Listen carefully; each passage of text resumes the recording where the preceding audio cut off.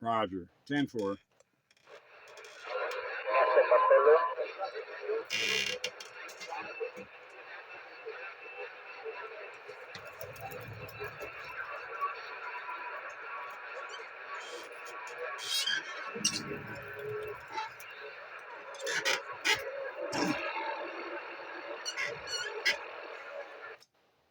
Classic Radio Roundup, the warm-up session.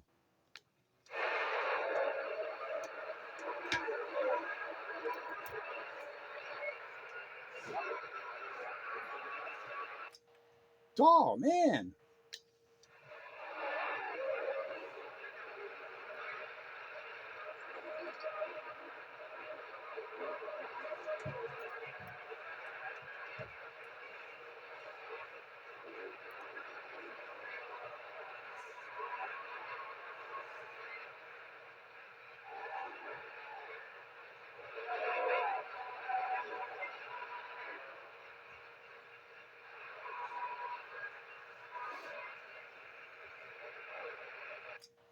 Well, now it's time for Classic Radio Roundup 27115 on the AM radio dial.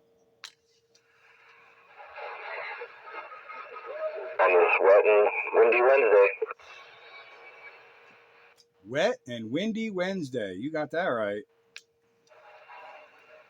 I had to put some extra rocks in my pockets today. Well, I was lucky. I had to spend too much time outside. Getting from the building to the car, from the car. I didn't even have to get outside, and I just drove right into the garage, closed the door.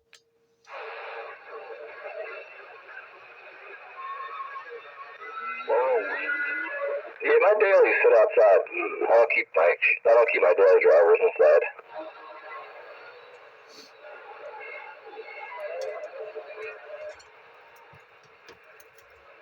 Well, I only have the daily driver, and it gets to live inside.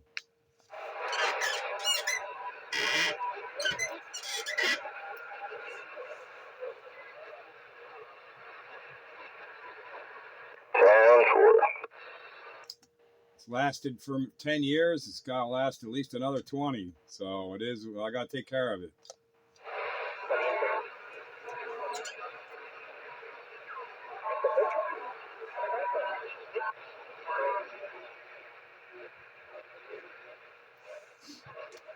I don't want to buy another car. I don't like nothing out there. Affordable anyway. I mean, there's stuff new that's out there, but several digits out of my price range.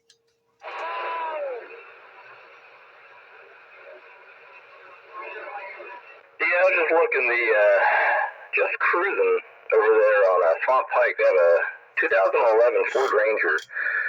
Saving grace is it's four-wheel drive and it's got 89,000 miles on it. They still want 11. It's extended cab too. They want 11 grand or 10 grand for it. That's actually not bad for any kind of pickup truck. No, and under 100,000. Yeah, that too.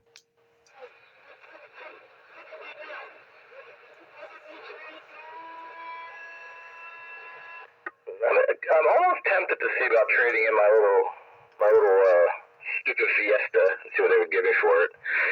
The only problem is it just doesn't, that 4x4 4.0 won't get that good gas mileage. Yeah, I'll stick with my little Honda Zipper car. Gets good gas mileage and it's fast. Well, quick, not necessarily fast. And it's fun to drive.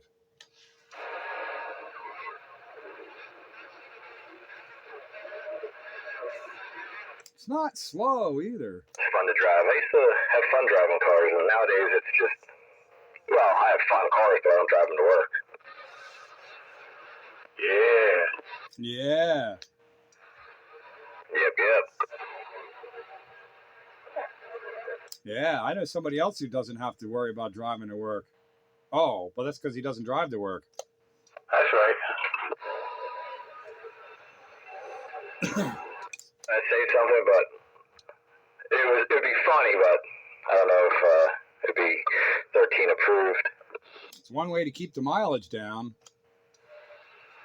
That's for sure.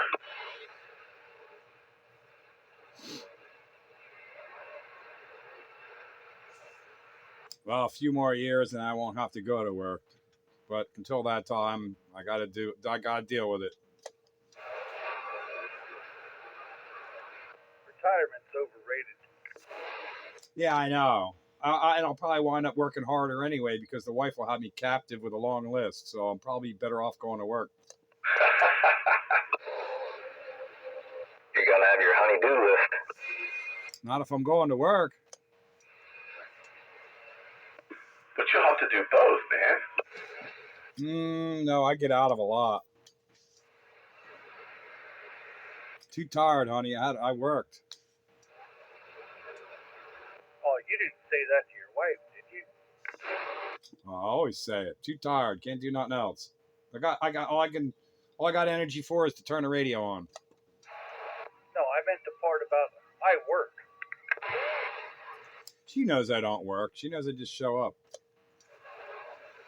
Working hard or hardly working? I get a little bit of both. Living's work.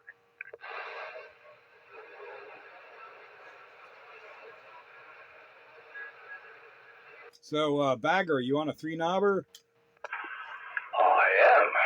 I selected three knob radios to debut tonight. I am on currently the Midland 13879. Oh, I got 2 set up. I could go to a third. I'd have to dig it out. But I got two choices, and I'm currently on the Cobra 19. 3 knobs and no meter. Yeah, sounds pretty good too. This one's got 3 knobs and a meter and a modulation light, but that's about all it's got. Well, this has a modulation light, but it acts more like a transmit light because it doesn't change in intensity. It just comes on. Oh, well, then that's not a modulation light. It's just a transmit light. Well, it says MOD underneath the light, but like I said, it functions more as a transmit light. Well, that's weird. Yeah, I even turned the mic gain all the way down, didn't change a thing.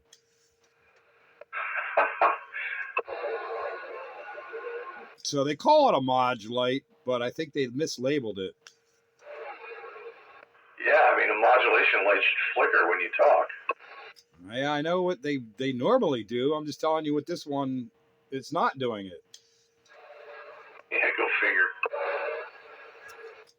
As the video gate will bear out my proof. Oh, well, I'm not questioning that in any way, shape, or form. It just seems odd. So it sounds pretty good though, huh? D104 and all? Yeah, sounds really good. You wouldn't know it's 3-knob radio is a misnomer. It lacks in features, but it still works. Yeah, I always find that funny. Sometimes the plainest Janus radios are surprisingly good. Yeah. Hopefully this Midland doesn't sound too bad with the D104 on it. No, it sounds like you always sound. Sounds real nice. Yeah, there's no limiters in this radio. It doesn't have them. It limits the audio by the fact that the stock mic has no. You have to scream into it to get to 100%. I got the D104 cranked just about wide open. That's the only way it'll decently modulate. I wonder if this has limiters in it or not. It is a 23 channel. It may not. Baker. Is that the Skeeter? My train.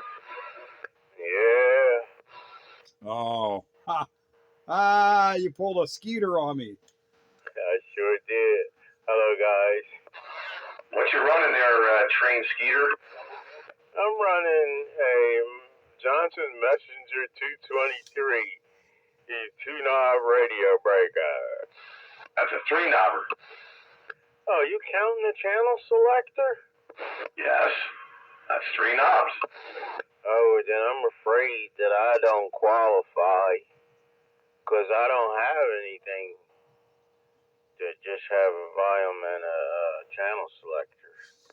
It's 3-knob radio. Volume, squelch, channel selector. 3 knobs. Yeah, I didn't think the channel selector. Well, I'm sorry. I guess that means I gotta go then. No, it's 3-knob radio night. And that's a 3-knob radio. Yeah, you're perfect. You got a perfectly good example there.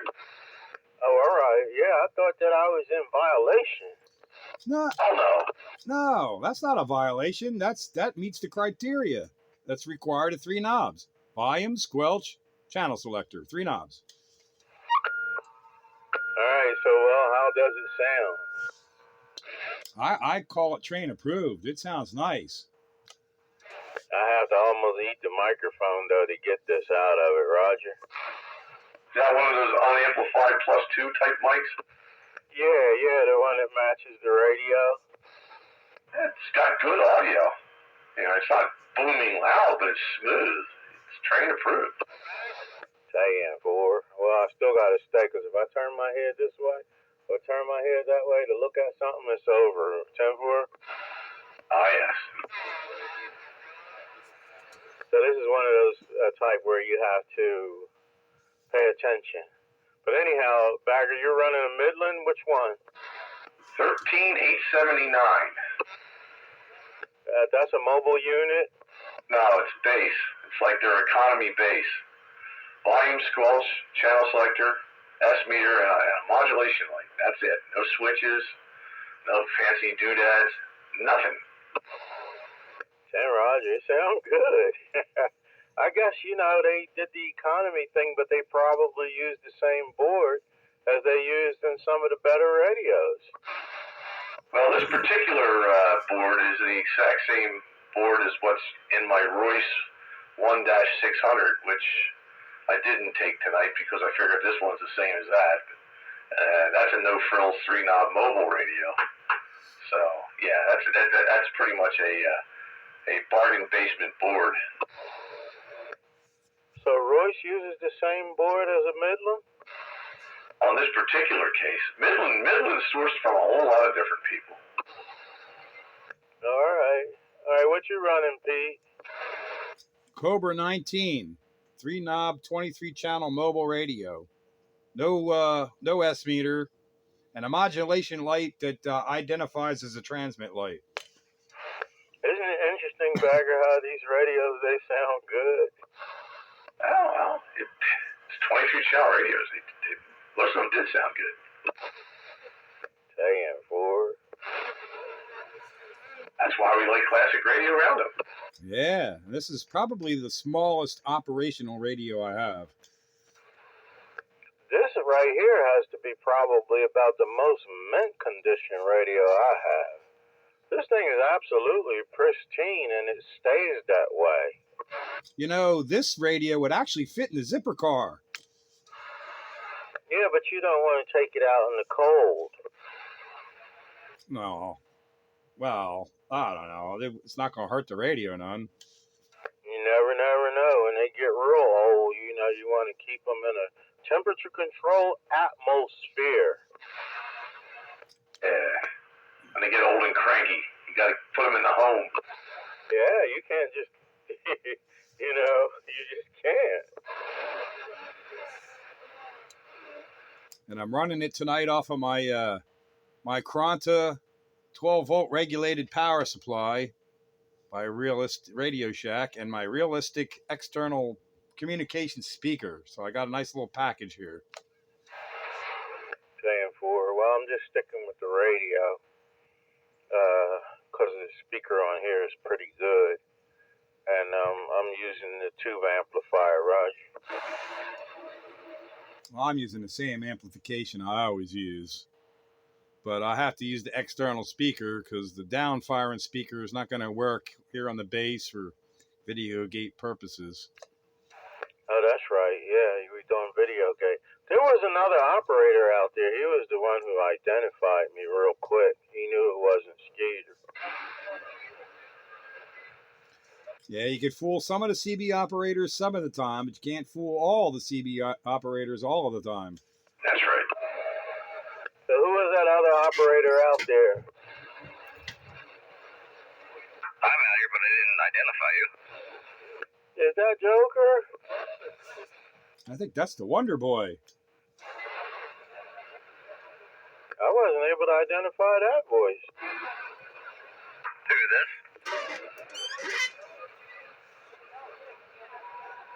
It's Three Knob Joker, maybe. This is Joker with the old Midland. Ah, the three-knob Joker. Almost sounds like the Wonder Boy.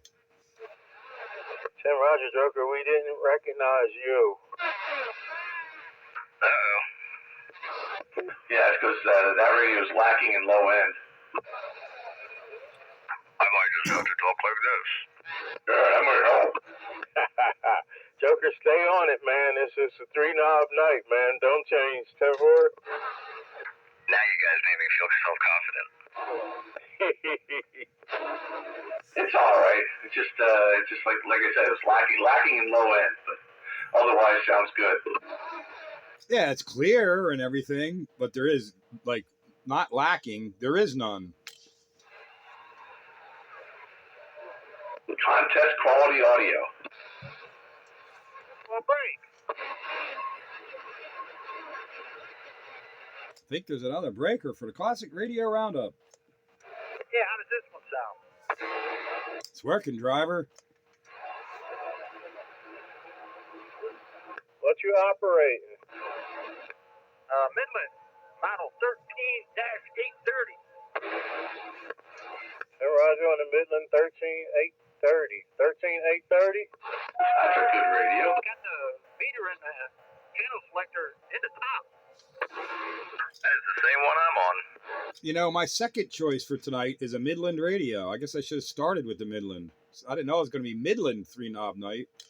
No, then that'll knock me out of there sure enough.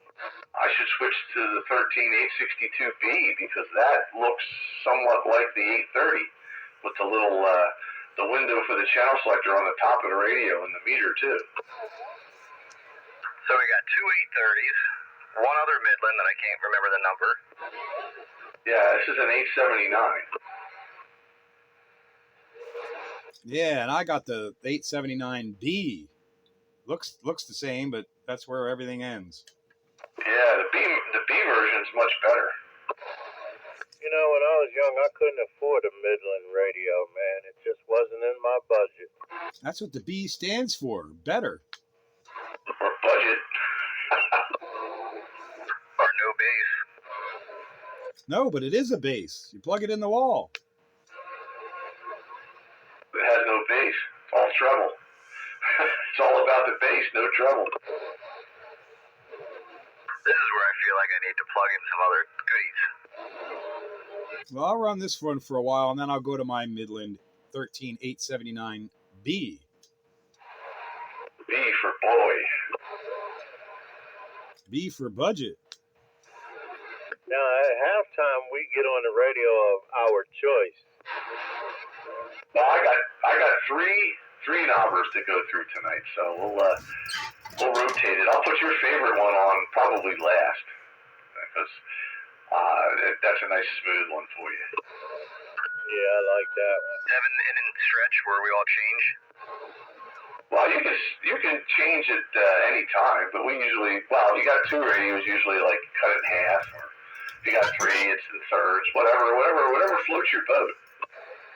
Well, I got four three-knob radios, but I wasn't planning on going through all four of them. Well, I figured three knob radios. Oh, yeah. All right. Well, now you're going to have to make me do a third one at some point. Yeah, I could have pulled the Mini 6 out. That's another three knobber, but I thought, I don't want to eat a stock like, for an hour. That'd be a real super theme night. I got a Sears 23. The Sears 23 is a good radio. Has a modulation light too. That Sears 23 is a good radio. Who's that operator that got the Sears 23? Yeah, it's Porky. Did you say Porky or Corky? Porky. Anybody know what he said? With a P, Papa. Porgy? P-O-R-K-Y.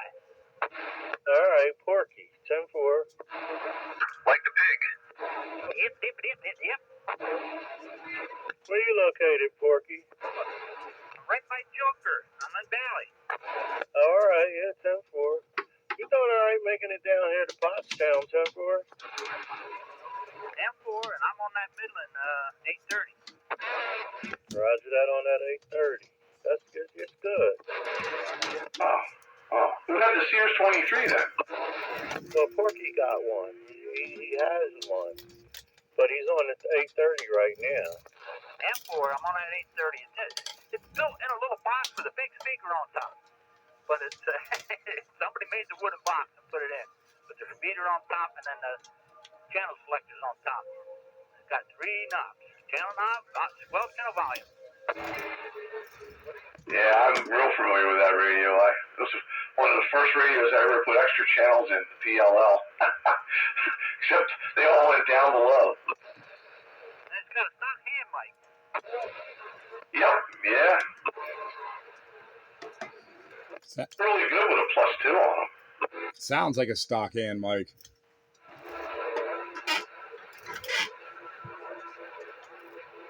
And Turner +2 mobile mic wicks that thing up real nice. We're a +3. I got one of them laying here, but I think it's wired for the Cobra. Yeah, I'm using my contraption to use my D104 on this one. There you go. Yeah, I got lucky with the Cobra 19. It's wired Cobra, so my mics work. Yeah, because it's a Cobra 19. Yeah, no fooling around there. See, that thing sounds pretty good. I know, I think that's funny. Why, man?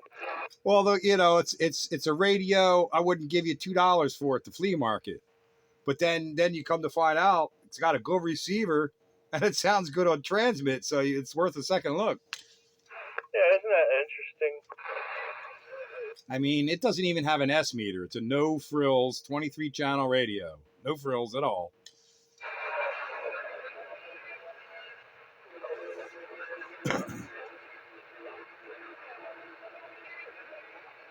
Let's face it, when you're driving down the road, you can't be really looking at the S meter anyway, especially them tiny ones. Yeah, that's right. You could get in an accident. As long as you can hear the guy and he breaks your squelch, you're golden. Yeah, because you just want to know what exit do I get off, driver, if I'm going to go south on How about it, eastbound? What's it look like at mile marker 233 over your shoulder? Break. you got to bear with the customers there, driver.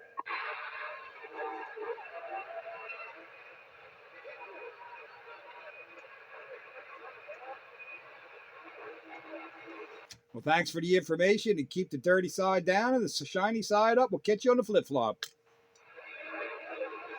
my Roger. Let's safety go with you, driver. There you go. Channel 19 radio. Channel 19 radio on channel 13. There's the Top Gun. Hiya, Top Gun. What's going on, guys? 3-knob radio night. Yeah, 10-4. Me and my Cobra 19, come on. Yeah, what's going on there, Night Train? Nothing. We playing 3-knob radio. I thought it was 2-knob. I didn't think they counted the channel selector, but it turns out we got 3 knobs here, Breaker. 10-4. Countywide. Countywide radio. Me and my Cobra 19 mobile, come on. Yeah, 10-4. Talking on my General Stonewall Jackson, Breaker. Copy on the Stonewall. Yeah, I think it's got more than 3 knobs. Yeah, it's got about 15. Yeah, that's a category for another night. Maximum knob radio night. Yeah, I think the only radio I have that qualifies is my D201. That's got 14 knobs. How many's on that Simba? Not that many. think it's like 7. Well, this has got 11 knobs and 5 toggle switches.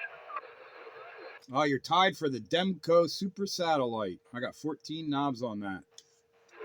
Yeah, even the Browning has fewer knobs. I think that's got 13.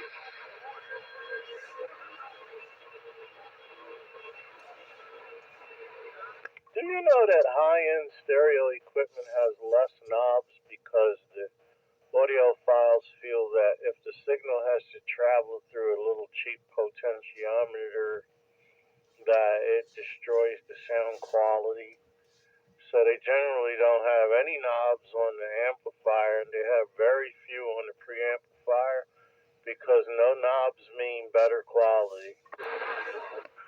Yeah, and yeah, they're the same guys that swear by monster cable too. That is correct, yeah. So they don't want a signal going through some cheap little component on the front of the radio, some $10 pot. 10-4. That's nonsense. But yeah, a lot of them just don't like anything that can distort the signal. A true audiophile wants a flat response, so they don't want to color it with bass and treble and all that. They want it pure and flat. Yeah, they don't even have all this bass and treble in mid-range. You got to get a lower end piece of equipment to get all of the knobs you want. Yeah, well, usually the amplifier doesn't have anything.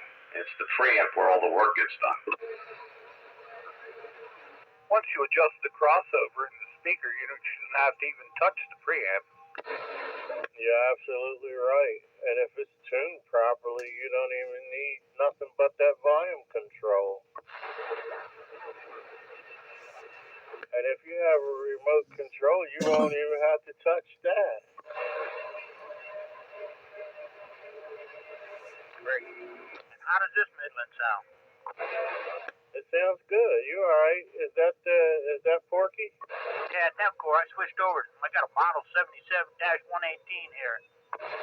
I think that one sounds a little bit better than the first one. 10-4. Yeah, but this one's a 40-channel job, but it's only got 3 knobs. It's got a double knob and a single knob.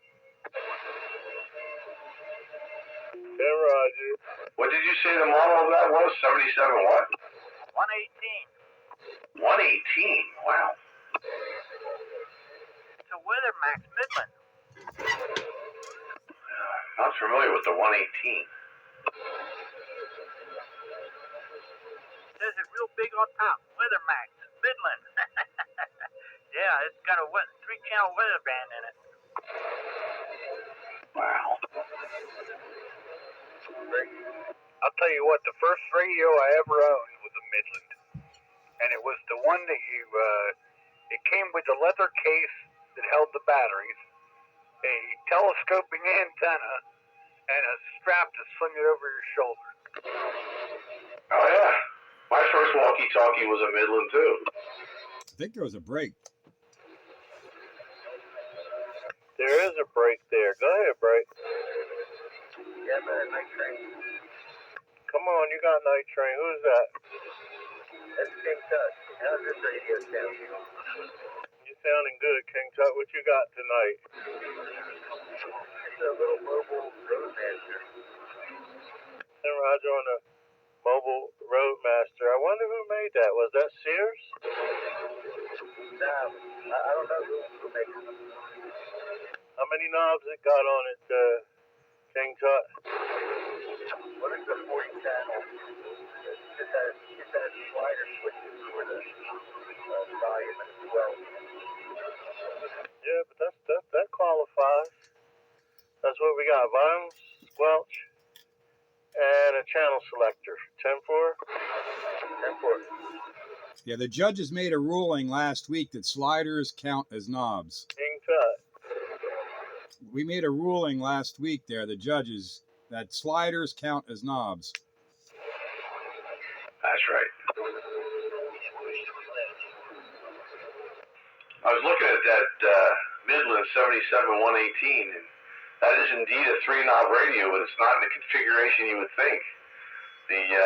It's got a volume, a squelch, and a weather band selector. They're the 3 knobs. The channel selector is 2 buttons up and down. Sure, and it's got the buttons on the top of the mic too. Go up and down with the channel. Yeah, it's got a front fire speaker. It's a instant channel 9 button. But yeah, it's an interesting radio. Yeah, my help radio, walkie-talkie, whatever you want to call it, could be a mobile, could be a base, could be a walkie-talkie.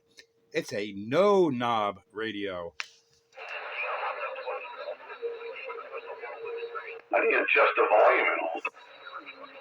With it's got rockers. Rockers. Yeah, so you push the rocker once, it goes up a little. You push the rocker again, it goes up a little bit more.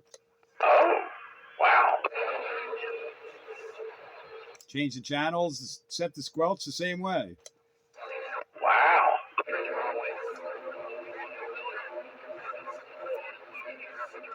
So it's got digital volume control. Yeah, interesting.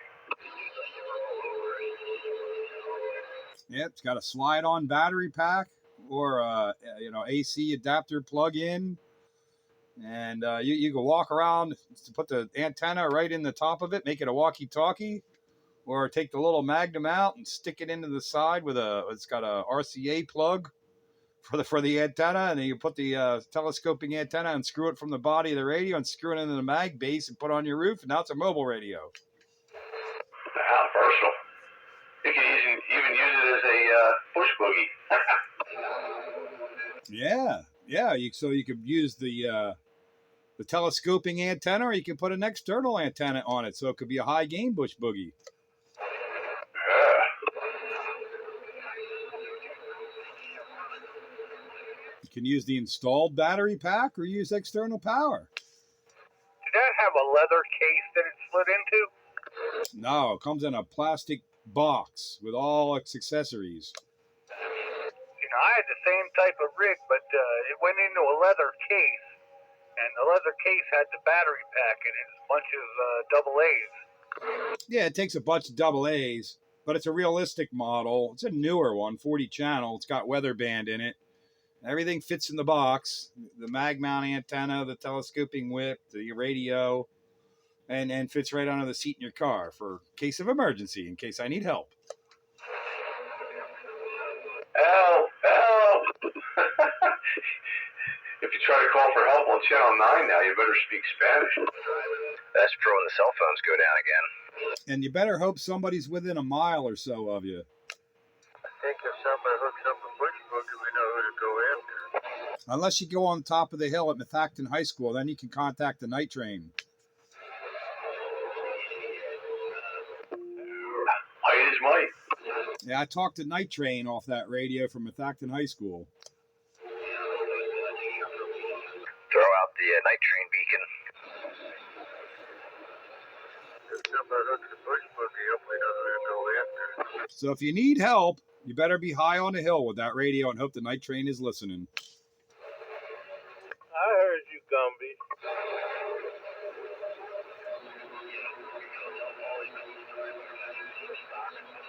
Hey, my second radio was a Midland as well. It was one of those white ones, and it had instead of a mic, it had a phone set. Oh God, I hate those things. But yeah, I know which one you're talking about.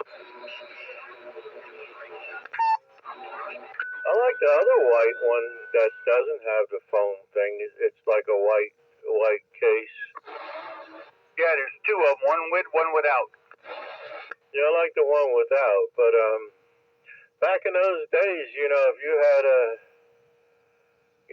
bigger Cadillac or something like that, and you had that rascal in your Cadillac, then you can ride down the street with the telephone in your hand. You can pretend you're a pimp. Getting the phone calls. I don't know if this helped or hurt my signal. Yep, you can pimp your hose. The signal's fine. Oops, I meant my audio. That still sounds lacking in the low end, but I have no meter. I can't give anyone a signal report. signal. I could lie and tell you, but that'd be a lie. I don't believe in radios that don't have S meters. So the Cobra 19, although it sounds good, can't be train approved because it has no S meter. Neither can my poor little realistic Mini 23. Yeah, I'm sorry. I'm sorry, but I gotta see a needle moving. Love to watch those needles, man, when I operate a radio. Yeah, I guess visually, this Cobra 19 will be pretty boring for the video gate. Yeah, man, you'd be hurting. All they get to see is the module light up when I transmit. There's no other action going on. Yeah, I can't see signals, nothing. Yeah, you'd be like a blind man. Gotta use your ears. Might just need special effects. Well, it's good for a blind man because a blind man can't see the meter anyway, so it doesn't matter if he doesn't have one. Right, it's useless anyhow. Yeah, there you are. Breaker? Hey, break. All right, check out my Midland 3-knobber. Go ahead, Skippy. Skippy got a Midland 3-knobber. What's the number on it, Skippy? 13-858. You got a 13-858, guys. That's a good radio. That one's got a meter. Yeah, big round one. All right, everybody's got these Midland radios with meters and stuff going on. I guess I'm gonna have to switch over to my Midland 3-knob radio. Stand by. Countywide. You're gonna leave me out. You're gonna leave me out, countywide, man. All I got is this messenger. Well, it starts with an M, so you're kind of started to be this on track. I got a Lafayette. So you got a Lafayette? Yeah, Micro 723. I used to love looking in that catalog at those Lafayette radios, man. That thing, I just, oh man.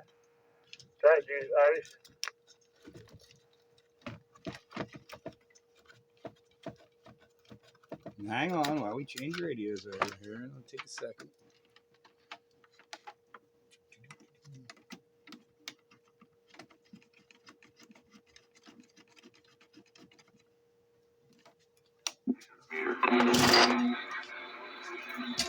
Yeah, it's a nice little radio. Gets out pretty good. How's the incoming? What's the quality coming in? Clear as a bell.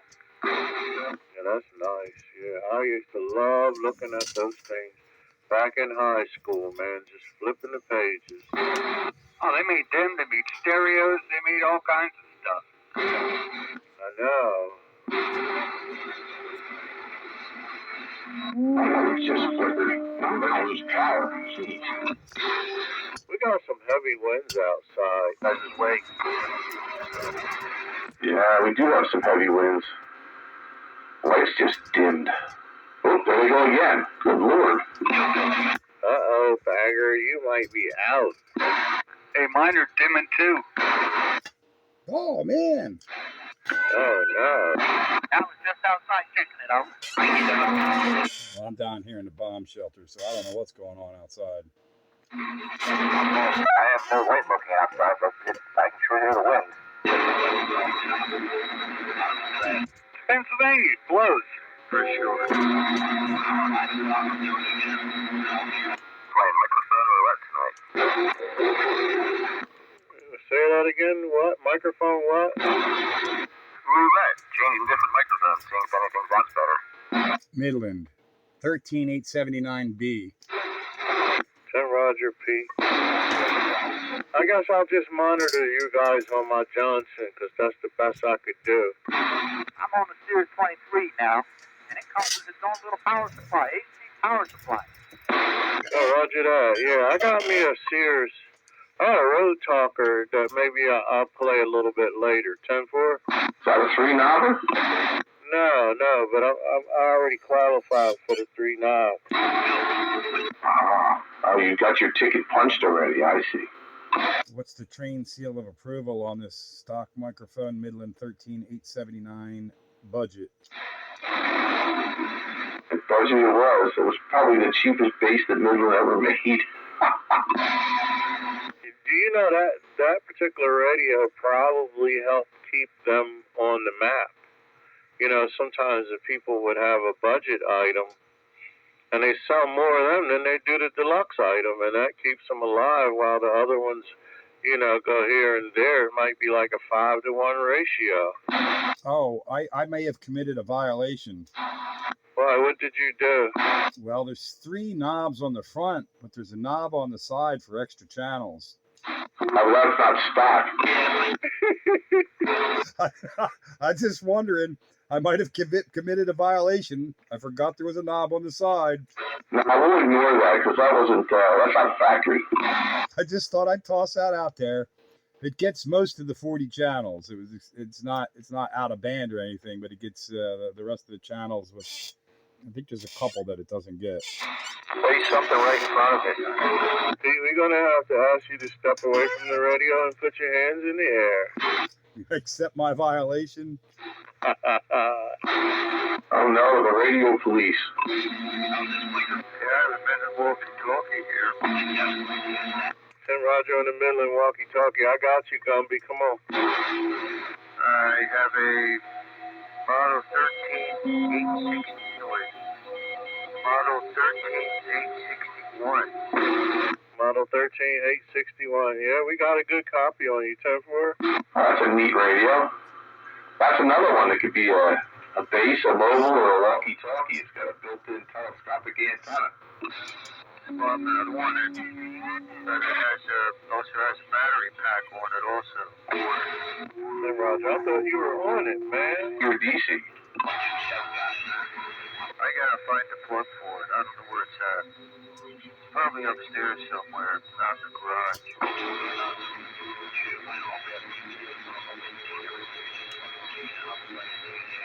Yeah, they made a 40-channel version of that too. 77 861. Versus the 23 channel. Yeah, the 13s or 23s. Plus, it also has a high and low power on it. Yeah, I have to save your batteries. I guess I don't know what it puts out low, maybe a watt and a half or something. Well, here a few years ago, we were actually without some power, and what I did was I wanted to talk on the radio. So what I did was I went out and got some AA batteries for it, hooked them up, and I was talking to the locals.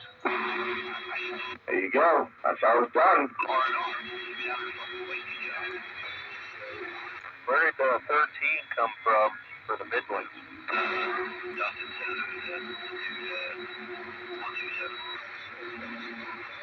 Probably the 13 series.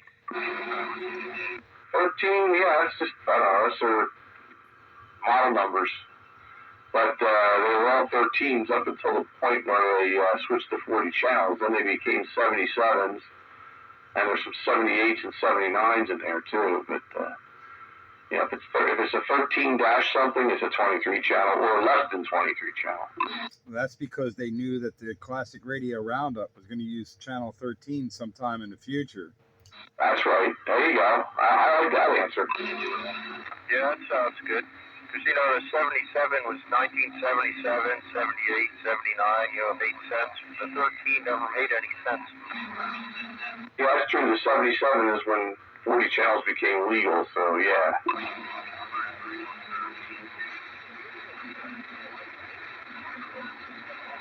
I have a new Radio Cat tonight. This one is Radio Cat's somewhere else tonight. I think she's with my daughter. I got my big orange buddy Bob here. He's clingy though. He's sitting on my shoulder. So it's a bobcat. Yes, it's a bobcat. And he's got claws and he keeps sticking them in my shoulder. Feels like acupuncture. Cat scratch fever. It's acupuncture. Got it from some kitty next door. Nah, he don't go out of the house. No, that's Cat Scratch Fever, the song. Got it from some kitty next door. Oh, yes. Hey, night train for a short. Yeah, go ahead, Gumby. Just have a question. Did you watch That video was about the 611. Yeah, I did. I did make a comment. 10-4. Yeah, okay, yeah, I saw you said very nice, but I just wanted to watch the whole thing because it was showing how they rebuilt one of them. All right, I didn't get to the point where they rebuilt it. I thought you wanted me to see the video of it go. It was, and it said that that it was rebuilt. Was that the second rebuild? No, that was the first rebuild in 1960, and they just rebuilt it again in the 90s. Roger that, yeah. Yeah, I kind of just watched it go, man, because it was nice. 10-4. Yeah, copy that. Yeah, they also rebuilt it again, too. So it's on its third generation. I wonder what do they do when they rebuild them big, gigantic cylinders. Watch the video and you will see. Hey, 10-4. They use a big, gigantic lathe. There's got to be something to that. And then what do you do about the cylinder, the sleeve? The sleeve, I mean, if it becomes, leaky. They come out, and what they do is they re-sleeve it, they shrink it, and then they put a new one in. And what they do is they actually freeze it, and they put it in, and then when it does it expands, and that's where it's supposed to be. That's what they do with, I don't know that particular one, but that's what they do with a lot of those locomotives when they do that. 10-4, yeah, that's because it's big. You just wonder how they do it. Well, it shows on the video if you watch the whole thing. Roger that. Yeah, I was on the job when I got that, though. I just kind of watched it, go. I thought that was what it was all about, and all of the steam coming out, and et cetera, the sound, you know what I mean? And then they filmed it, out in society, cars going by, the whole 9 yards. Oh, yeah, absolutely. Oh, by the way, if you can ever find a particular video, they do actually have one of the 611 pouring the Saluda grade in North Carolina. 10 Roger.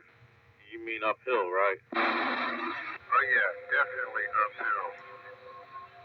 Because I forget what the footage is on that thing, but you can actually stand at the top. When you're looking down, you're actually a couple hundred feet higher at the top than you are halfway down. 10-4. 10-4, yeah. It's nice though, Gumby. If you're a subscriber to my video gate page on the YouTube, look for the EMD 645. That's a locomotive engine that I used to get to run, but it was stationary, hooked to just a generator. Yeah. Have you guys ever been to what is called a rough and tumble museum? No, I got this up on the computer now, Bill. No, it sounds like I'm too old for that anyway. Sounds like it's loaded up with bouncy houses or something. Well, if you look it up online, you'll find that it is a historical museum of all the different types of farm equipment. And of course, sawmills and different things like that. They have that old antique equipment set up at a farm somewhere out in Pennsylvania. And they start out with those hit-or-miss engines and work their way all the way up to a machine shop. And it's, it's beautiful. It's like an Amish country sort of thing.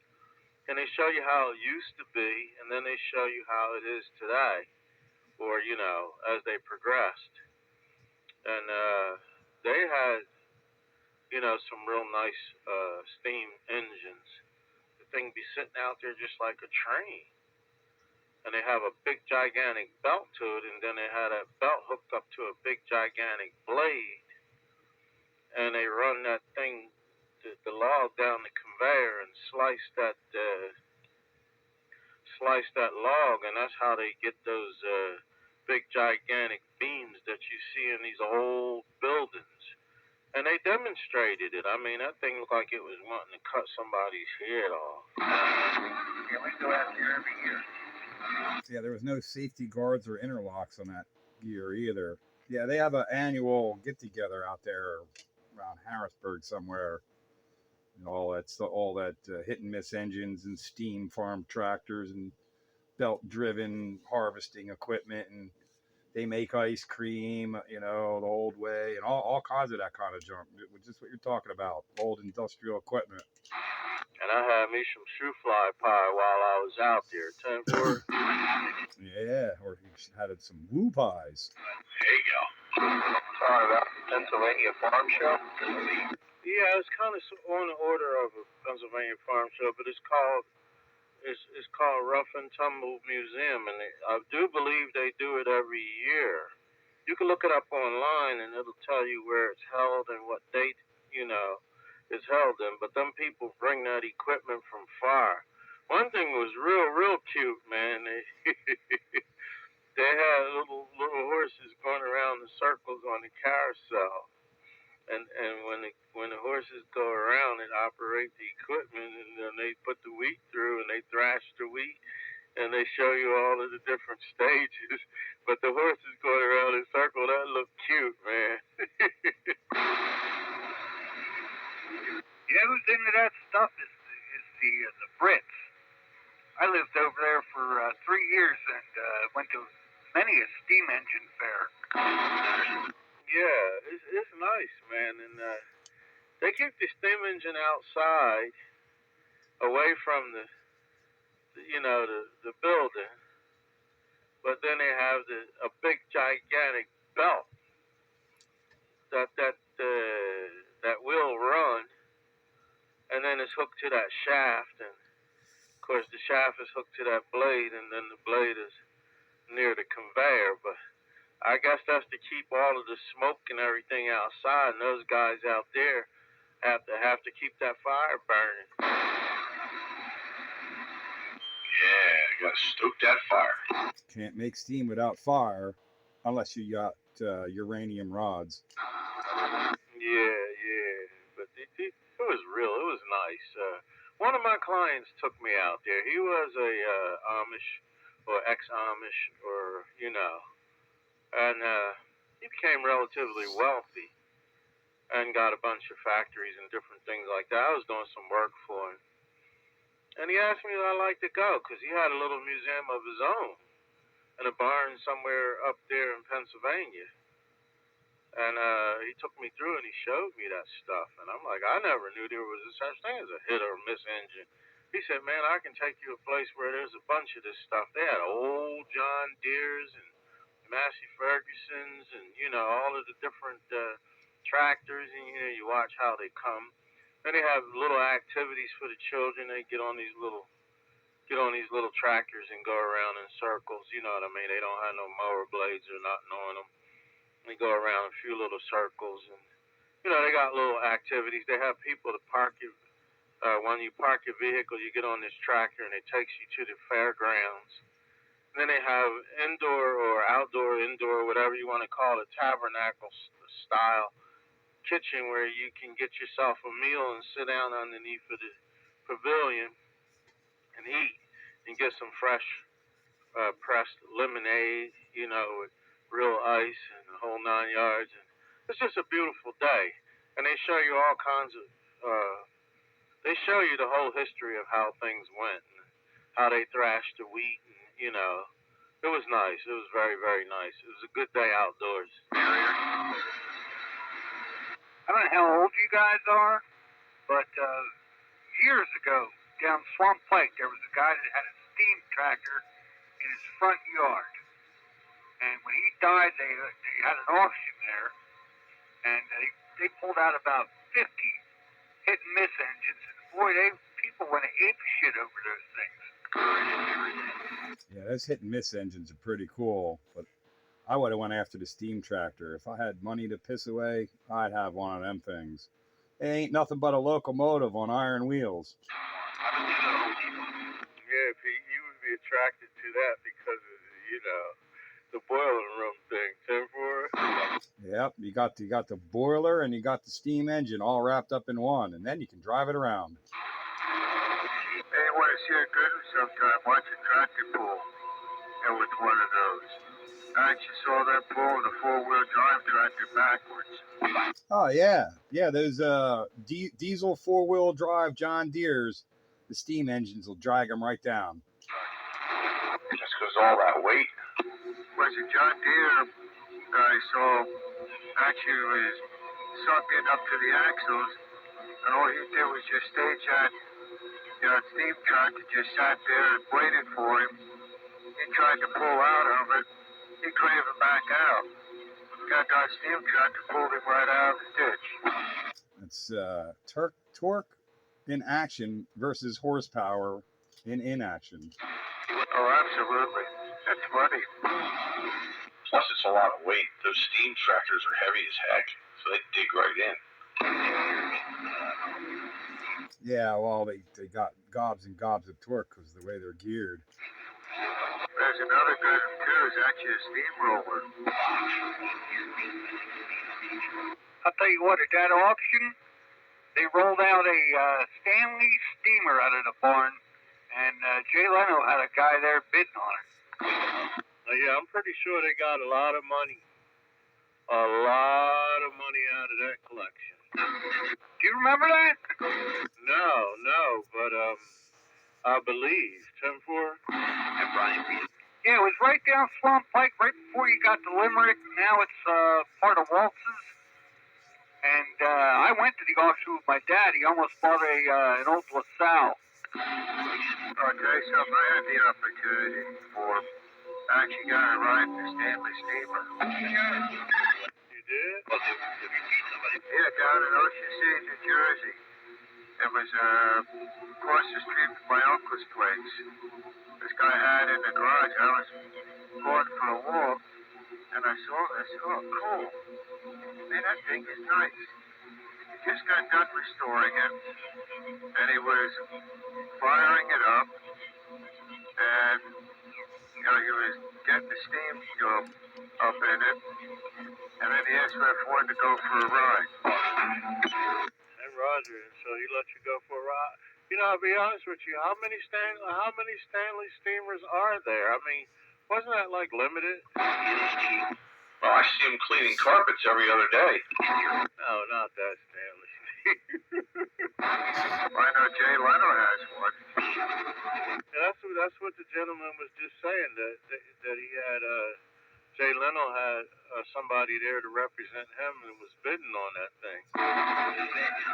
Yeah, this was an old guy that had it. He was probably in his 70s, and I have no idea what shape it was when he got it. I'll tell you what, after he was done with it, it looked like it was brand new. Oh, yeah, man. Them steamers go like hell. I just wonder, it's got to be dangerous, man. Don't they have to be, aren't you like in danger that if something blow, you'll get burnt? Well, hell, back in them days, you were in danger walking out the street. Yeah, you could have got trampled by a horse. They got safety valves and governors and stuff on them things.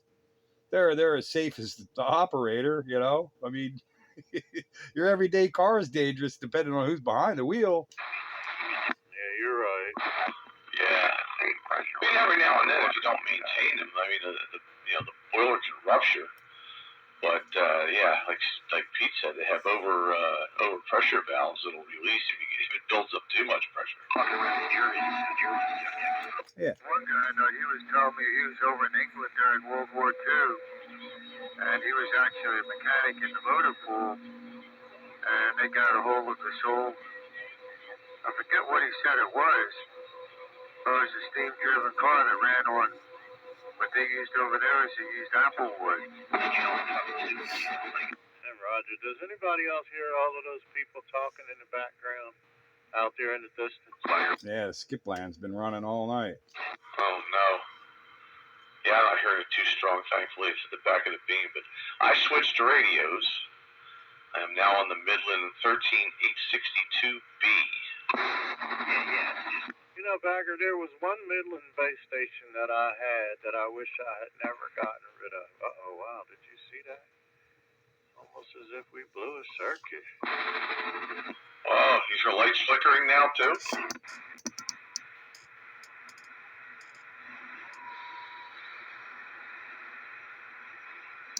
Wish you had never gotten rid of. Don't matter. It was the one with the little red and green light. I think one of them was transmit, the other one was receive. It had the meter.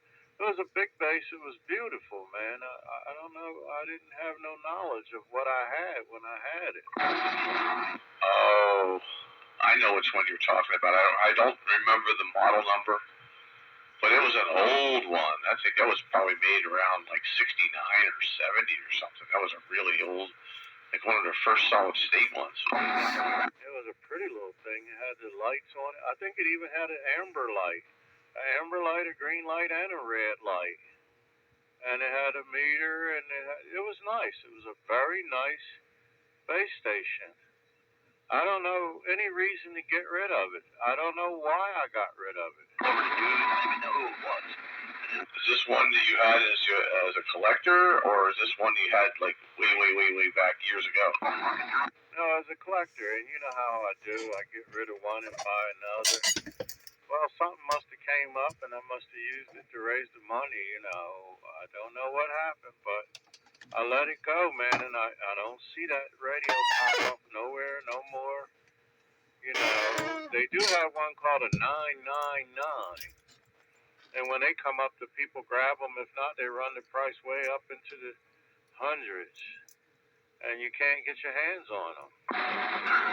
Yeah, that's a nice base. It's got like, what, 3 meters on it or something. It's a really nice, spiffy looking radio. I guess they're kind of treating that the same way they do the GE Super Base. I don't know if it's really worth the kind of money that the gougers on eBay are running the price up to, but it is what it is. Yeah, they fix it so that you can't get it. I mean, I put my bid in and everything, and then the things slip off of the market. People go through the back door and buy it. You know what I mean? And the one that went before that went close to $1,000 and all that kind of stuff. And the thing of it is, they be in bid wars for that stuff. Yeah, I know. People get frenzy over that kind of stuff. I don't know why. It is what it is. But you only see 3 of them in like 13 years. So I guess maybe it is kind of like a supply and demand thing. But that base I had was beautiful, man. It looked like a 1968 or something like that. And I can't remember the numbers. Could always go for the ultra rare TRC 30A. I laugh whenever I see them for sale. And rare, classic, TRC 38. No, they're not rare. And okay, it may be classic, but it ain't collectible. No, it ain't rare. It's as rare as a Ford Pinto. I had one of the old J.C. Penney bases. Yeah, those J.C. Penney bases are nice too. I got four different J.C. Penney mobiles. There is a Pinto base Gumby that really looks nice. Well, the one I have is black. Kind of like a blackish gray. 10-4. Is it the 13853? Is that the one I'm talking about, Skippy? Yeah, I think so. I know the exact radio you were explaining, but just trying to remember the number. I know it was 13.8 something, but I thought it was 858. No, that's what I'm talking on. 858? Yep. And that is a base station? Yeah, it's kind of a weird shape. It's white. Alright, no, that's not the one. So maybe it is 853. But whatever it is, it was a full-size base station, with a real nice grill. It had a red light, a green light, a yellow light, meter, And then, of course, it had its normal knobs, etc., and a speaker. But it was a nice base station, and I don't know why I got rid of it. Yeah, there's different variations of it, I guess, depending on the year. If you got like a 1971 or a 73 or a 1969. Roger. Yeah, I let it go. Yeah, I don't know what happened there, but I didn't realize that, that was probably the top of the line. Whenever it was made, it was probably their very top radio. It would be collectible. And you don't see them pop up. You don't see them pop up on the bay. I've been looking for them for years. Actually, they're actually, people say they were one of the most common base stations out there, but they just look like, a quality, high quality base, for a solid state radio. 10-4. I gotta sign off here. I gotta go to bed. I will probably catch you possibly on Sunday night on Tide Band. And we're going. Catch you another night. All right, Company 73. You work tonight?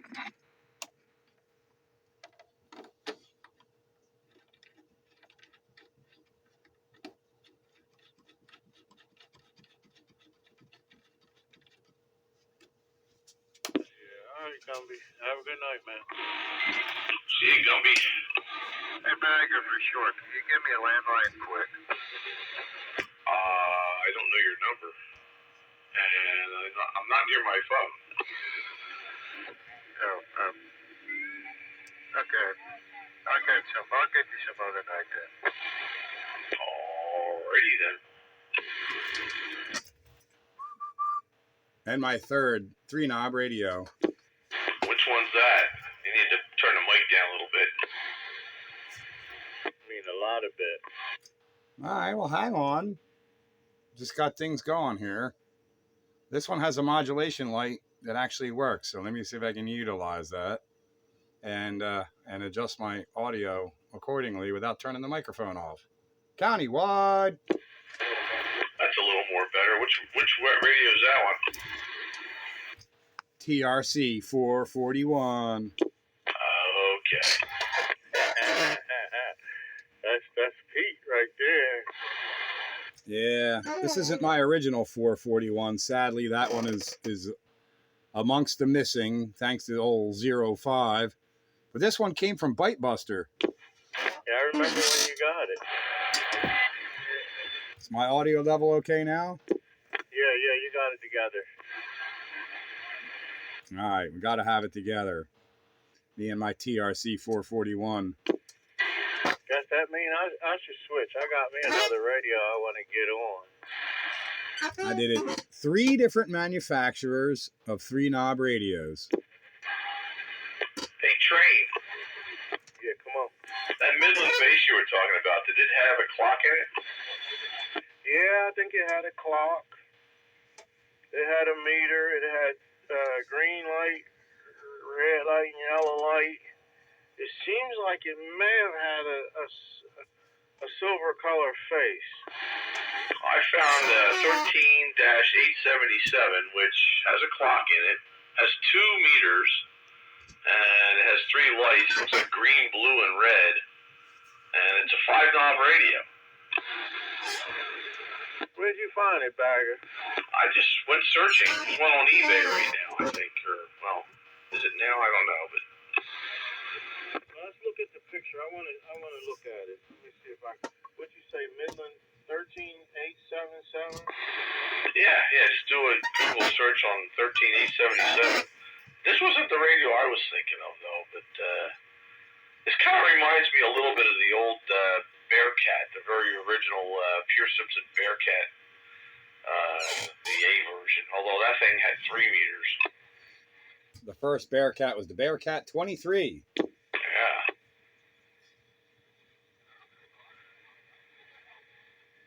With the mobile meters and sliders for knobs. Yeah,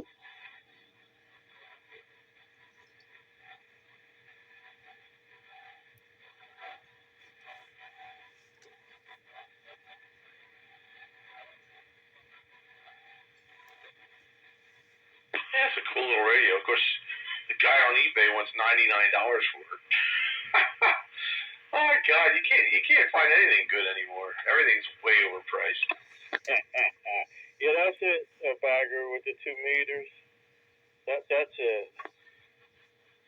Yeah, looks like it's a Uniden type radio. That's the type of meter it looks like anyway. Got the SRF meter and it's got the SWR meter. I shouldn't have got rid of it because in up close and personal, it's a pretty radio.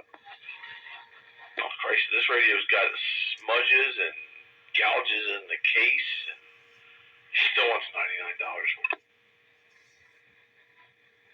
But it's rare. Yeah, for parts or repair, of course. That's what everybody says now because otherwise, say it doesn't work. Right, they don't have to sell it working, but they can still command top dollar for parts or repair. But I still want them in. Oh, this looks a lot like that old. What the hell was that? Regency. What radio was that? Regency Formula 23 or whatever base that was. You remember that you had one of those, Pete, and you gave me one. Yeah, and I could never get it working right. It was deaf as a doorknob. Yeah, mine was too because it had a blown FET in the front end, and I replaced it, but the one I replaced it with was so sensitive it would take off in oscillation. I had a hard time dampening it down. That's a good-looking radio, too, that Regency Formula 23. It's a shame I couldn't get one that worked, or couldn't get it working right, because I did like the looks of that one. Yeah, this Midland looks like it's the identical board. Very, very similar.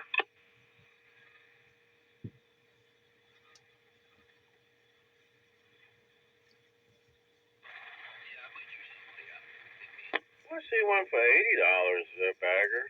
Part's not working. Yeah. I'll give you $15 for it.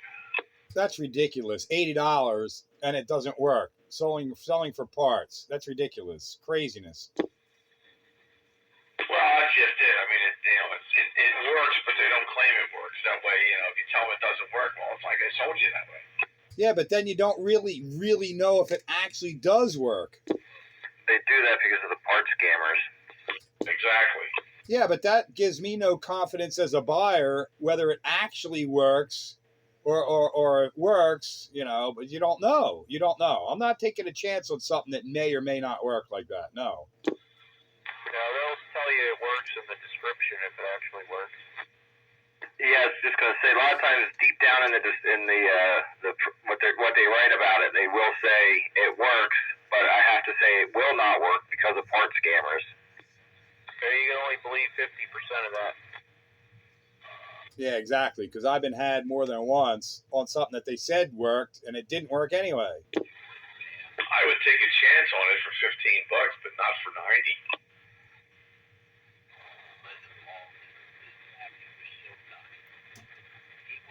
Worked last time I used it.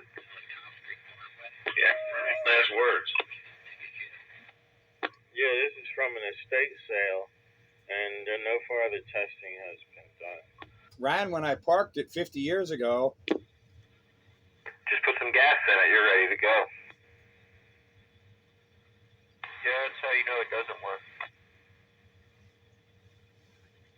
Yeah, if you check that seller out and find that he sells radio and ham equipment, and he says he don't know whether it work or not, it doesn't work. Or if you see in the background, you see like a bench, and it's like, it kind of looks like a tool bench, but then there's a piece of coaxial in the corner, and then there's a microphone cord in the other corner. Yeah, 10-4. Yeah, it turns on, lights up, but no further testing done. Right, in the meantime, you see all kinds of test meters in the background, and ham radio equipment, a tram off to the left. You know that guy knows his radio, so don't buy it. That's right. All right, Train, this one's for you. Yeah, you're absolutely right, Bagger. It's the one, 10-4. Yes. Now I'm where Pete was when he started. Now I have no meter and a modulation light, but mine flickers when I talk. But this is the one and only realistic Mini 23 with A Turner Super Sidekick microphone. Roger. Hey, Skippy. Yeah. What do you think about the sound quality that come out of that radio that Bagger is on right now?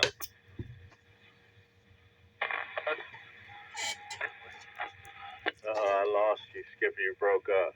What I want to know is what was the best sounding of my 3 radios tonight? The first one, Pete. That's just too funny. This one you're on right now isn't bad. Yeah, but the first one he came on, he didn't have to do nothing. He was 10/8 straight. Well, I only had to do something because I'm using the same mic on all these different radios, and they all require a different level input. Different settings. Yeah, I didn't know there was the same mic, but I'm gonna switch now. I'd rather fight than quit. Well, actually, it's the same mic on the first and third radios. The second radio was the stock hand mic. Yeah, stock mics. But that thing sounds good for a stock mic, so I never bothered to mess with it. Plus, it's wired different than the rest of them. Yeah, Midland isn't wired the same as Cobra. That's a big bummer. I could always get in there and rearrange the wiring inside, but I never bothered. Yeah, that's what I usually do. You know, because my 879 is wired for Cobra now. I did that with my Pierce Simpson.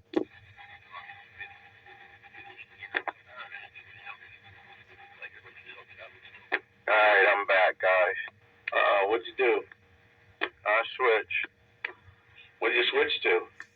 I switched to the Chris XL50. Wait a minute, that's got more than 3 knobs. I know, but it's past 9. It's after 9 o'clock.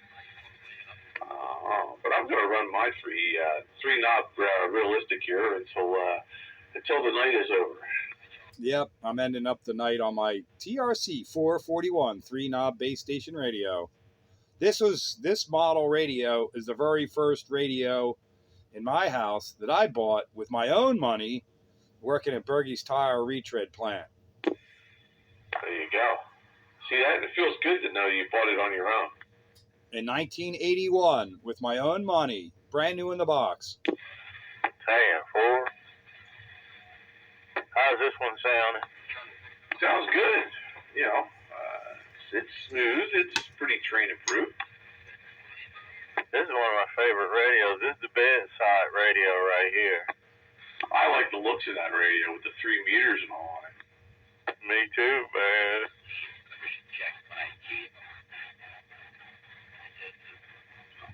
It's got good ears. I still hear those guys back there talking. I can listen to what that man is actually saying. You say, when I key up, it does such and such. Very, very. Yeah, I don't know where they're at. They're not coming in real strong here. They must be at the back of the beam. But this one makes you sound pretty good, Bagger.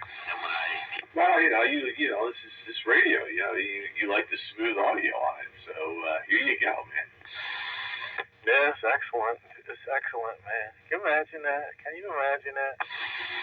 Yeah, all it takes is a cheap little 3-knob radio and a Turner Super Sidekick microphone. Well, I'm looking for somebody to work on a Palomar Skipper 73B, 71B. This is an all-tube radio, man. It's got a craggy receive. It sounds distorted, or almost as if the speaker was shattered. But I bypassed the speaker, or I put another speaker, in line, and that didn't change it any. But the outgoing is nice and smooth and loud, but the incoming is all craggy and shattered up. Sounds like Pete's old radio, shattered Shakespeare or whatever that was. Yep, I still have it.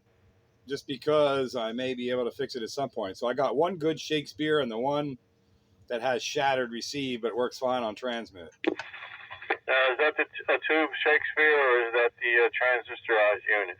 No, it's a tube radio, Panasonic chassis, 40 channel. 10-4. Yeah, I wish, I think I would start by maybe recapping it. Maybe not the big one, because the big one's alright. but maybe the little ones and see what happened and then work it from there. I really like that radio and I want that radio. I could never find another one that worked. That Shattered Shakespeare of mine, I recapped it and that didn't help it any. So I'm thinking it must be something specific in just the audio chain or the receiver chain. Yeah, I wonder about it. You change that 6BA6 tube that goes between the IF stages? There's no 6BA6. Oh, 6BA6. Yeah, it's got all new tubes in it. There's nothing wrong with the tubes. Nothing wrong with the capacitors. There's nothing wrong with transmit audio. There's nothing wrong with receive sensitivity. It just sounds like it's coming through a broken speaker is all. Yeah, same here. I wish that I knew what it was. You know, I really do. I want that radio to work because I like it. I want it. But I'm handicapped because, you know, I can't find nobody to work on this stuff anymore. I'm losing my hobby, man. I feel the same way about my Shakespeare 740, and I would have done something about it by now, except that I found another one that works. So I didn't do anything about it because I got one that works. But I haven't given up on the other one. It's still here. I gotta wonder if it's got something to do with the detector diodes or the noise limiter diode that's in there. I get a strange feeling it's got something to do with that. See, if I was on Bagger's level of knowledge, that's where I would go. But now, since he's brought it up, maybe I'll reinvestigate that. Yeah, me too. It can't hurt to replace the diodes as long as you turn them the right way. That's right. Yeah, well, especially the noise limiter diode. If it should have one in there. Well, at least I'm not familiar with the Skipper 71, but the Panasonic chassis radios have an always-on noise limiter. And you know how noise limiters distort your receive if you get too much of it. I just gotta wonder if maybe there's something going on there. Man, it sounds like this one gonna blow a tree down on the house or something. Yeah, I hope it doesn't blow my brand new roof shingles off. Can't hear nothing down here in the bomb shelter. Bomb shelter and the volcano crater. That's right, the volcano crater bomb shelter. I'm not hearing nothing. It's like nothing's going on anywhere except in my radio receiver. So hopefully that IMAX in the 85-foot tree doesn't come tumbling down. I think that tree antenna mounted in the tree is safer than where it's been any other time because the tree is solid. It hardly moves, and the antenna hardly moves. Oh, that's a good thing, man. That's a big, solid tree. You know, if I can't touch my fingers reaching around the trunk. So Bagger, if you listen to Pete's Watergate, and you'll hear what that radio sound like. What, this one? Yeah. Oh, I plan on it. I always listen to the Watergates. You know, it's interesting to see what different things sound like. Have my audio levels been good on this new tablet? Because I haven't really checked out my own video gates other than uploading them and then I move on. It's pretty darn good, man. The quality looks pretty good. Yeah, it's very good. Speaking of good quality, did you check my latest upload of World Music Radio? The guy sent me a message. They said, "Hey, we're testing out a new 300-watt transmitter." I'm like, "Oh, let me check it out." Oh wow, from 60 watts to 300, huh? That's right. So he sent me a text. I guess we're friends now, me and Music World Radio, because they're letting me know right away when they're up to power, and I went and gave them a video gate. That's awesome. And they were definitely coming in better. Of course, sunspots have been up recently too, so I don't know if it was all sunspots or the 300-watt transmitter, but they were definitely coming in better. See, that's the problem, you know, when you're talking about stuff that's subject to propagation, and you make a change, and is this any better? Well, yeah, but is it the propagation that's making it better, or is it your antenna, or is it the power? I don't know. That's why I kind of laugh at people that go, yeah, I got this XYZ antenna, and I could talk to a guy in bum-touch Idaho. I'm like, well, yeah, because the ionosphere is allowing it. It's nothing to do with your damn antenna. Yeah, and 300 watts from 60 watts is roughly 6 dB. So, okay, maybe you're an S unit stronger, or is it the propagation? Yeah. It's all about conditions in this hobby anyway. The conditions are subject to change.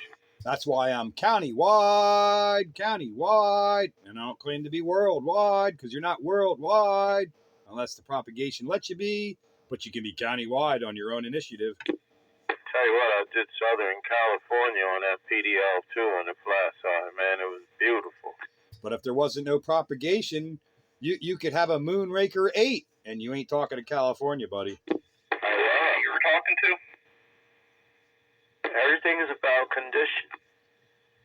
Of course, good antennas help, but, you know, it's not going to happen without the conditions. That's correct.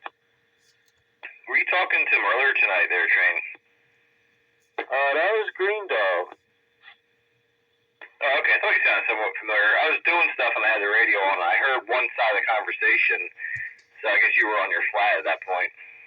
I heard both of yous on my vertical while y'all were flat. I heard the whole thing. Yeah, he has one of those V-quads or Y-quad, whatever you call that. And that thing is partially horizontal and partially vertical. So when I drop down on the flat side, he comes in real good. But I really wasn't shooting for him. I was shooting for that guy.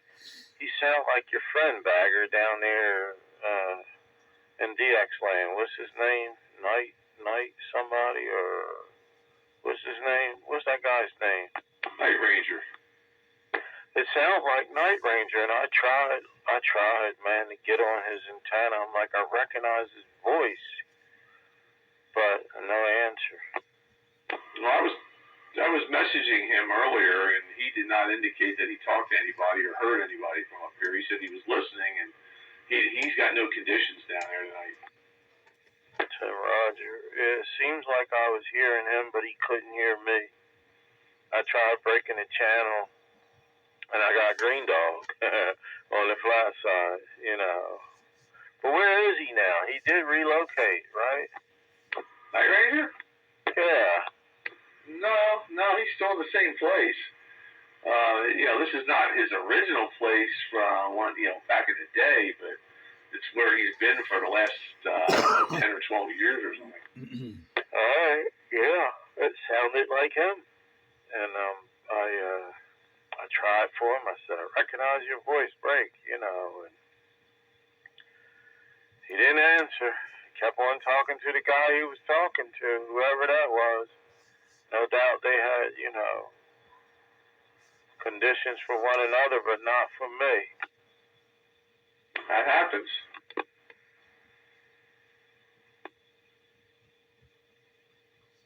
Countywide. Block and a half wide.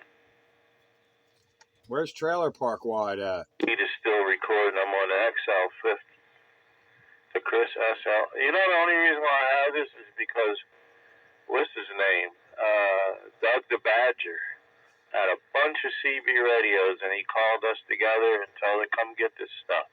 Somebody gave me a whole box of them, and in there was this. And in there was a Trinidad. I didn't really want the Trinidad. I said, if I had my druthers, I would rather have the little XL50. So we did a swap. I think that's how it went down. There was about 4 of us that went over there, Double D, Operator Ron, myself, and Pete. Pete came over. And I think Sparky missed out. But at any rate, I came out with one of these and eventually traded and got another one because I liked it so much. But I wanted one that was in better condition. That's how it happened. Trailer Park Wide. I'm listening. Look at that, man. That's a good radio to play with. Hiya, Wayne. Yeah, that's where my Pierce Simpson Super Links came from. I wanted that Navajo 458 that he had that some Double D, I think, beat me to it. But that was all right. He gave me a consolation prize, and I got that Texas Star DX600 that was not working. he gave that to me, and I got it working. So I made out all right. There's no complaints. And the trailer park wide Renegade just checked in. Hey, Renegade. Hey there. Hello. Yeah, I'm listening. You guys are talking about classic radios that I don't know anything about. I'm not an old CBer, so yeah, I'm listening. It's cool. Good evening. What do you mean you're not an old CBer? You were around in the 70s. I know, he's making me laugh over here. Yeah, I know. He's on drugs or something. I'm not an old CBer. He's a definition of old CBer. Do you say back in my day? If he says back in my day, he's an old CBer. Yeah, he was working CB radios with amplifiers before I even knew what amplifiers were. Well, like, you just had to have one, you know? Yeah, he goes back to Channel 20 days, man.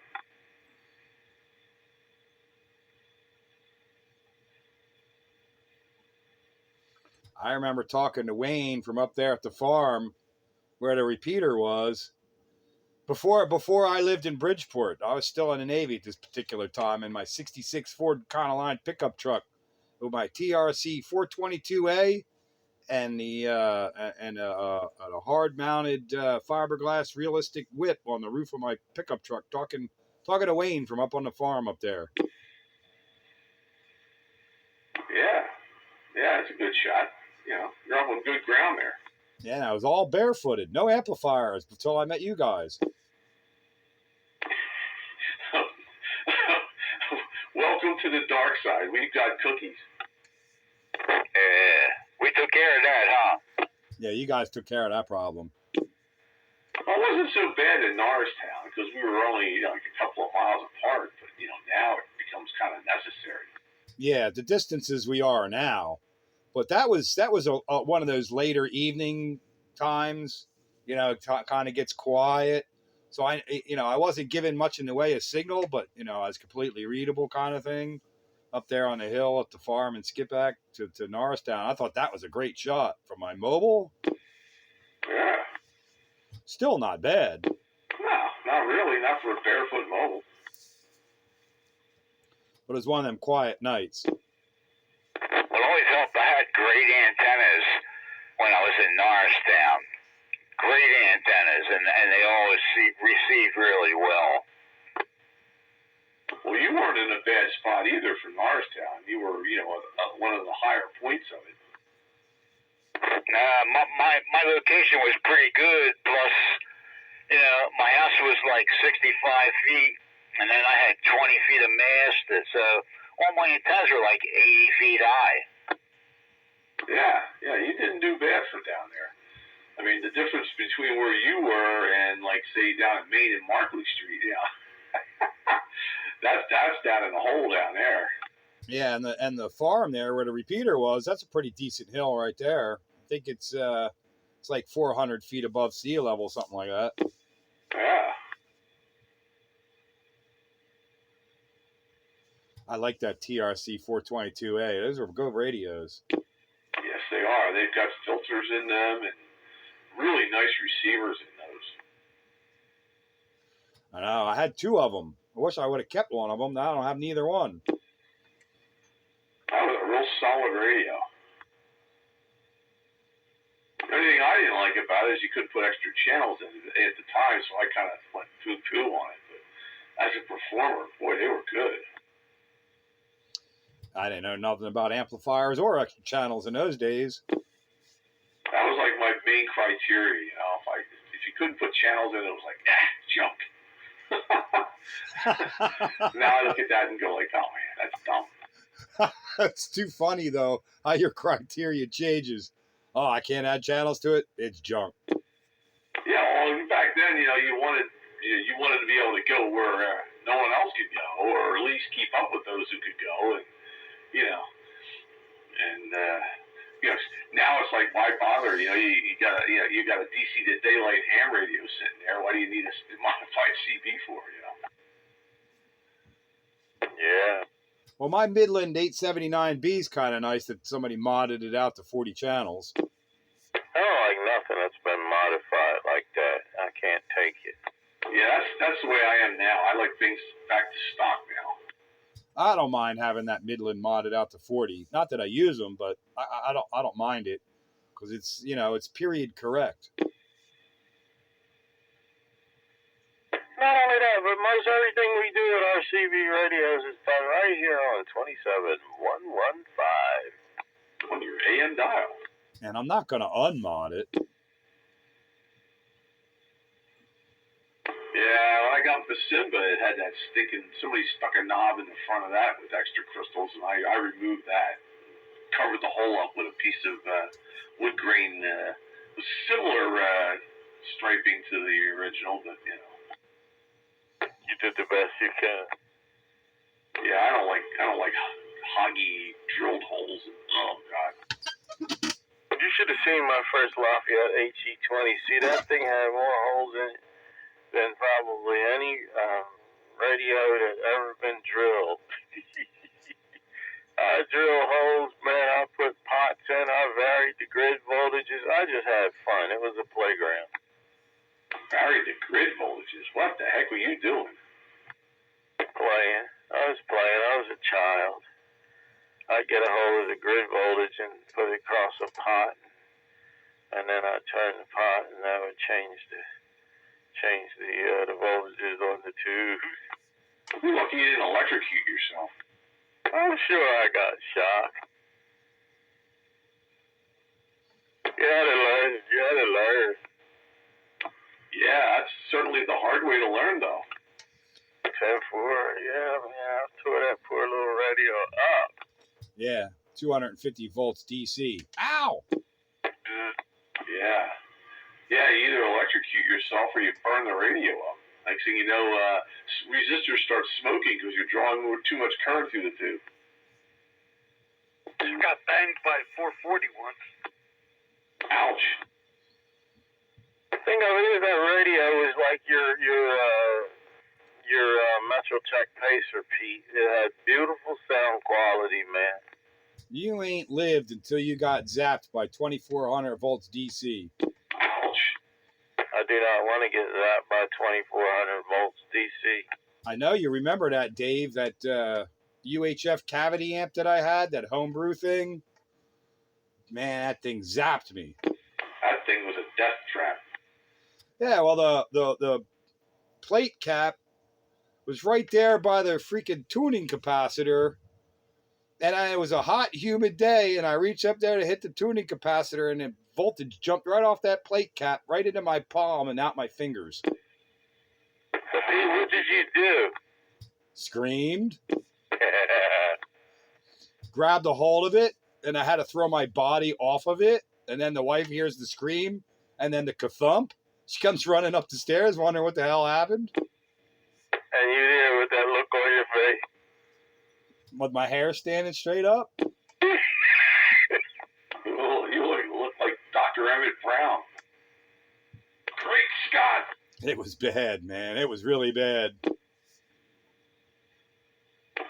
You're lucky you're still alive to tell that tale, though. That's the most I ever got zapped with. Yeah, you could have died. Easily. The guy had an amplifier down. He lived in Belize. B30, what was it? 331 Bravo. Was working on his amp and touched the plate cap or something, and he's no longer with us. Yeah, I'm lucky to be alive for sure. 2400 volts ain't no joke. No, it ain't. That's a widowmaker. People have died from less voltage than that. I got hit by that fire chicken. I had a fire chicken. You know, I hear you talk about them fire chickens. I had me a little fire chicken, and I was in the night working on that thing, man, and I got myself zapped. And it went across my arms.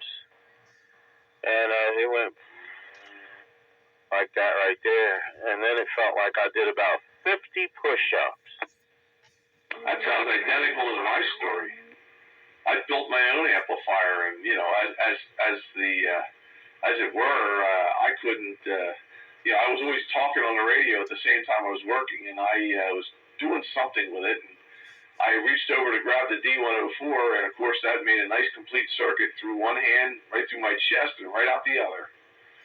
And man, oh man, I pulled myself back from that as hard as I could, and I landed in a chair and smashed the chair from the impact. And I got up off the ground, and it felt like I was in the backyard shoveling dirt for 5 hours. My arms were like rubber, and I just took a nap. I was just completely shot, and I was 15 years old. Yeah, well, you're even luckier than me. Yours was worse than mine because it went across your chest. Mine only went in my palm and blew out my fingertips. It didn't go through my body, as it were. If that would have went through my body, it probably would have killed me. Yeah, it would have. But yeah, mine went through. That's the worst thing. It goes right through your heart and everything. That was probably about 700 or 800 volts.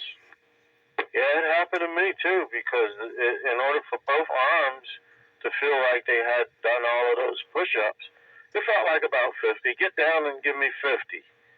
That's what it felt like. It felt like I did about 50. And nobody was awake. I was up by myself, man, and I acknowledged that I have been shocked. I had a big burn mark in the center of my palm, and then I had exit burn marks at all my fingertips. It blew out all my fingertips. Oh, wow. Yeah, it must have been some RF burn in there, too. It was a 4CX250B on a cavity amp for 432. So I have a great deal of respect for plate voltages. Yeah, that's why I'm always nervous with tube radios. I always have to keep one hand behind my back because I don't want to complete any more circuits. Yeah, that's kind of why I don't have that 250TH amp anymore. That was 3,200 volts to the plate on that. And that thing was just waiting for an accident to happen. What about them guys with the 3500Z tubes? What's that plate voltage? They're right in that same area, 2,500 volts usually. Yeah, I had one of them too. Yeah, that's evil. My Heathkit SP200 with the 2570 2Bs in it, that's also up around 2,200 volts. Yeah, the highest voltage amp that I had was that 250TH, the 250TH tubes. They ran at 3,200. Yeah, that's nothing to mess around with. Yeah, and it had a 2 amp fuse. So all three of us could have been dead. Yeah, I did probably the worst thing that I should have done. After getting zapped like that, I was so tired. I took a nap. I mean, that's probably the worst thing you could do. You got to stay awake. You go to sleep, you're liable to just drop off and not come back. Yeah, but you were 15, so you were good. Yeah, I was 15, young and stupid. Yeah, well, I tell you what, I was old enough that thing went across my heart. I could have had a heart attack, and nobody would have knew how I died. Nobody.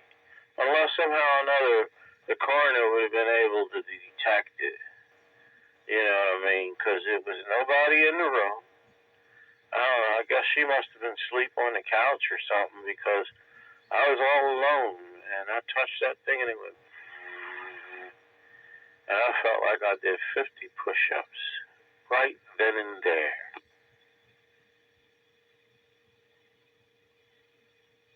Yeah, I know.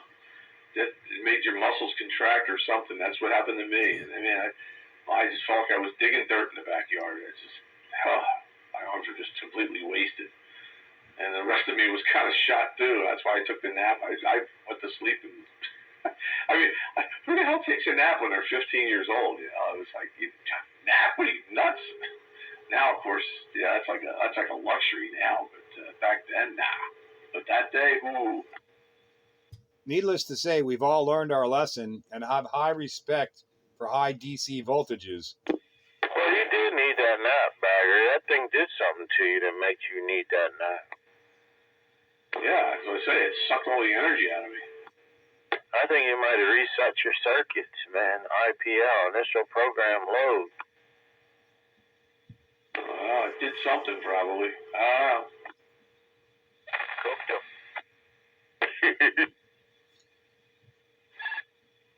Yeah, my fingertips were definitely cooked. Oh. To find that amplifier. The very first one I ever made. The wife came upstairs. I'm laying on the floor after I pulled myself off that cavity ant. She goes, "It smells like popcorn up here." No, it's burnt flesh. Yeah, that's me, baby. That's me. Yep, that's my burnt flesh. I tell you what, I get angry if I am hanging wallpaper. Now, you got to imagine this. You're hanging wallpaper. It's got paste on the back of it. Now you're cutting around a receptacle. The receptacle is live. And, of course, the paper is wet. And then you sink your razor in to cut around that receptacle, and you accidentally come too close to that little screw. Ooh, do I get angry. Yep. Oh, you get a tingle then. That's what it is, tingle. That thing makes me mad, man. Yeah, you don't want the wet paper to come in contact with that screw. Nah, it's only 120 volts.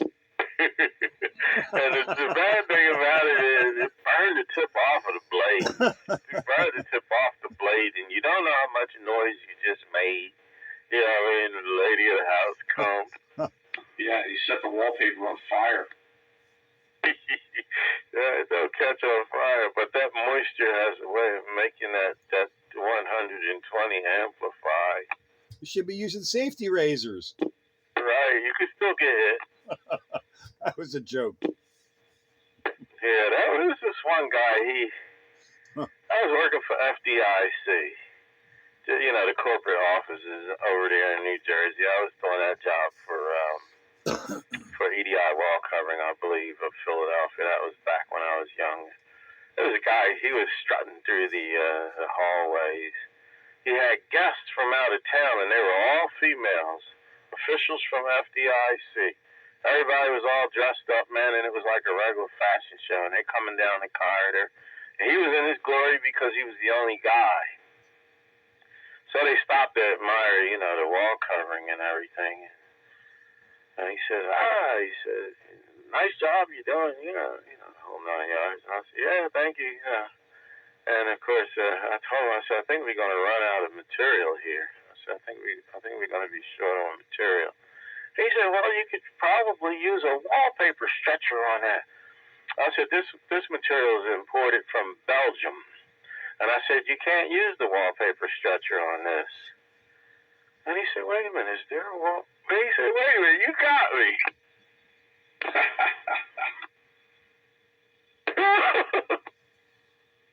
Wallpaper stretcher. He said, wait a minute, is there a wallpaper? He said, wait a minute, you got me. And all the ladies, they started laughing. Try some bulkhead remover. Bulkhead remover. I used to send the young firemen back to the supply locker for bulkhead remover. What about the 1 farad capacitor? They exist. Yeah, they do. How much they weigh? I don't know. I got a 15 farad capacitor in the trunk of my car for my bass amp. No, 1 farad. How much do they weigh? I don't know. Not that much. Like I said, I got a 15 farad capacitor in the trunk of my car. It don't weigh that much. Got it too? Well, back in the 70s, a 1 farad capacitor apparently was a very heavy piece of equipment. Yeah, but like everything else, it shrinks down in size. Yeah, the 450 volt one maybe, and not a 12 volt one. 10-4, yeah, because that's what the shop teacher would trick the boys with. You know, it was like a regular inside joke. Go, you know, get a 1 farad capacitor, and of course, you know. And those days, the 1 farad capacitor was probably about the size of a 12-volt battery today. We used to do that when we were in tech school. We used to send the first-year students up to the other class and say, we're looking for a couple of AC batteries. Yeah, some AC batteries. I got a 2.7 farad capacitor right here, 400 volts DC, and maybe it weighs 2 pounds. It's the size of about a short beer can. All right, yeah, 10-4. Those are the things they use when you have the little boom cars that go down the street making that noise. Yeah, 2.7, that ain't big enough. I needed the 15. Now my lights don't dim in my car when I'm at idle. Mine weighs about 7 pounds, I think. How many pounds? About 6, 7 pounds, it feels like. 10-4. And another one of the favorite ones was send them up to navigation and get some relative bearing grease. Yeah. We'd sometimes send them up for a box of kilowatts. They sent me to the engine room to get a bucket of steam. I'm like, okay. I went and screwed off for 4 hours because I knew what that was all about. And I came back with a bucket of hot water. They said, what the heck is this? I saw the steam keeps condensing on the way down.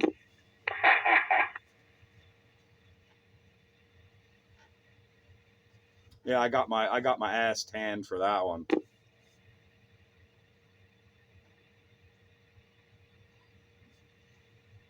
But I got four free hours of skating time.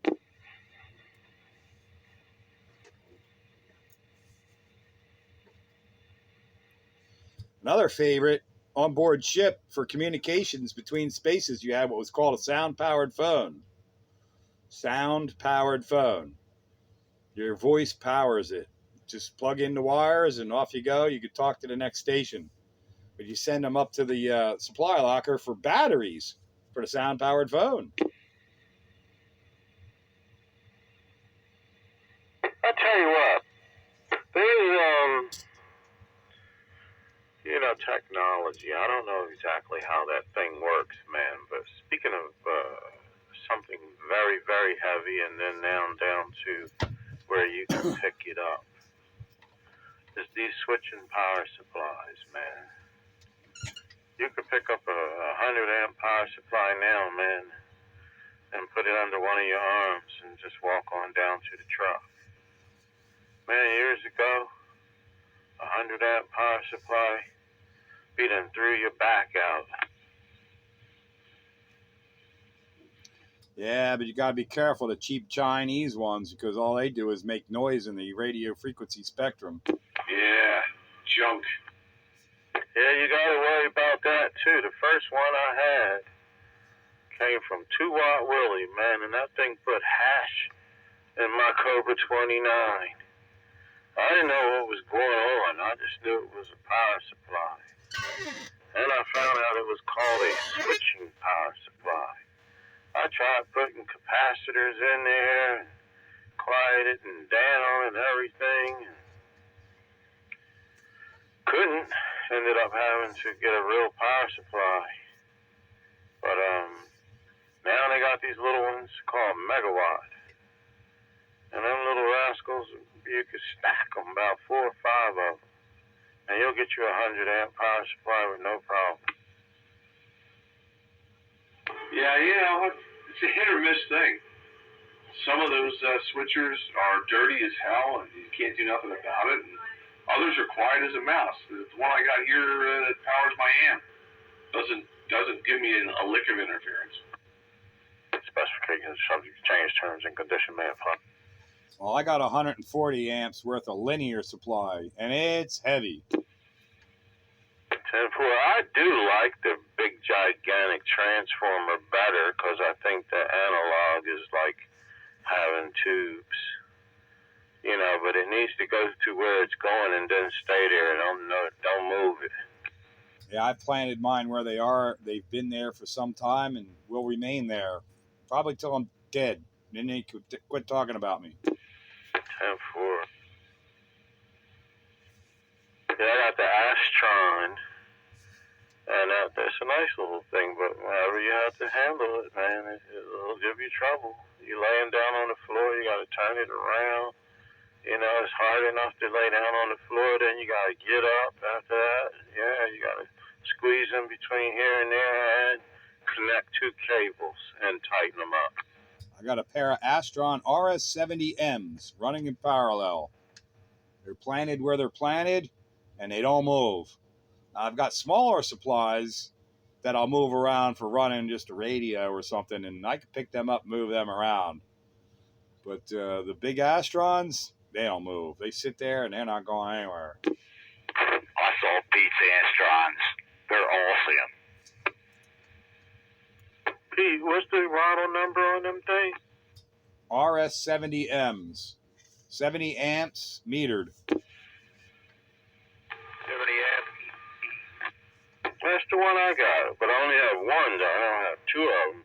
They got 2 meters on the front, right? Yep. And then if you look on the back, there's a parallel jack. So you can hook the two of them together, and then you hook a wire between the parallel jacks, and then they'll both put out the same whatever demand. All right. Yeah, I didn't know that. I went and bought a separate amplifier because I didn't think the Astron would handle that Dave made. I run my 8-pill off my pair of 70s in parallel. 10-4.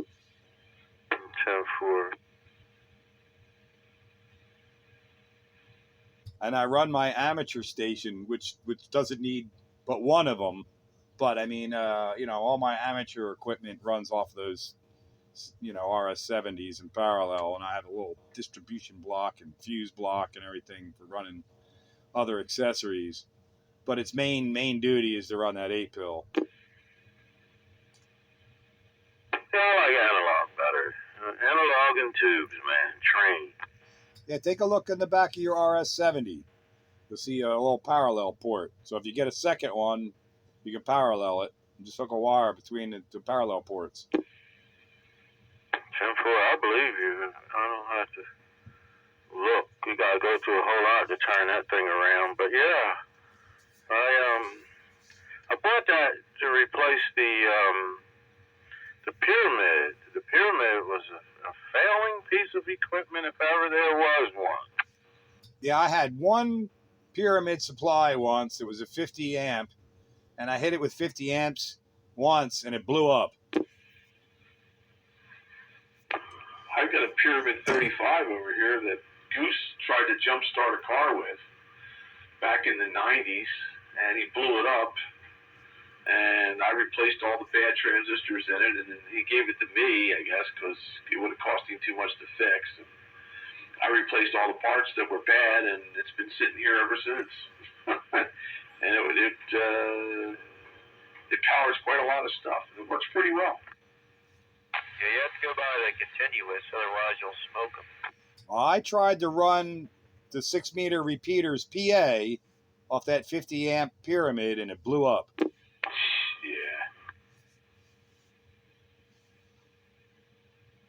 I might have put slightly beefier parts in it or something, but this 35 has been pretty darn reliable. I mean, I've had it for over 30 years. I still have that GE 30 amp. I think it's 30.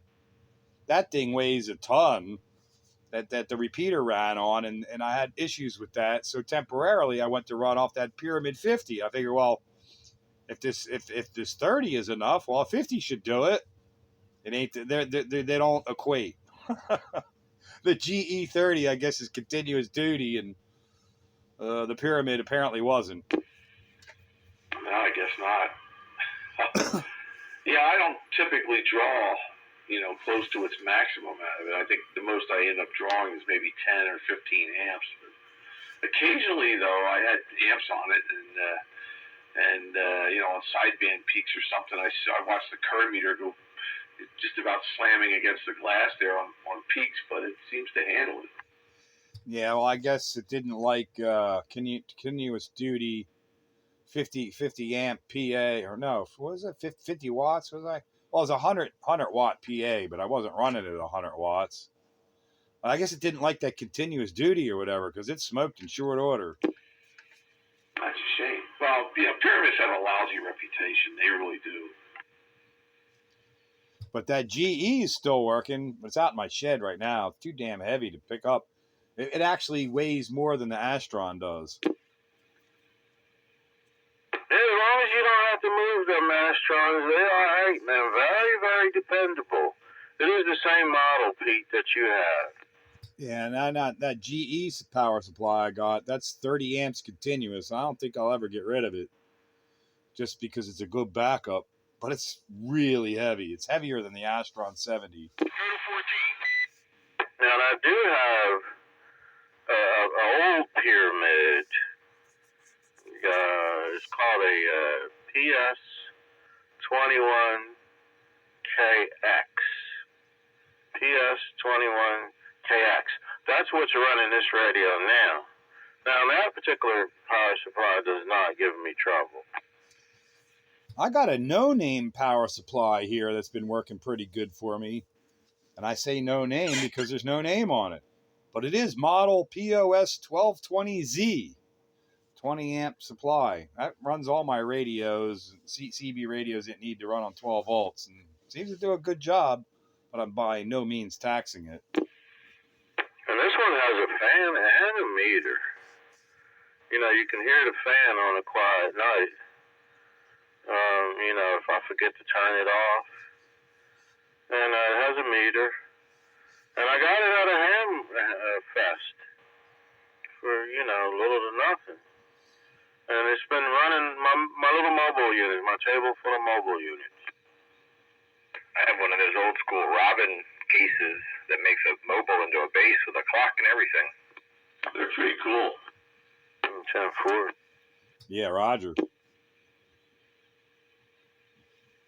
All right, I'm going to switch radios again. I got another radio I want y'all to hear. I'm done switching radios. I'm not here much longer. It is a school night. Yeah, I'm getting close to the 0 hour myself. But we'll keep the video gate rolling long enough for Train to get his another radio in. But tonight I had the Cobra 19, the Midland 13879B, and the realistic Navajo TRC 441. Yeah, I got my two Midlands and this wonderful realistic Mini 23. But now comes the all-important question: is what's our theme going to be for next week? Maximum knobs. Maximum knobs? Okay, I guess that means Tram D201. Hopefully it's not a hot night. I think it's appropriate. We go from minimum knobs to maximum knobs.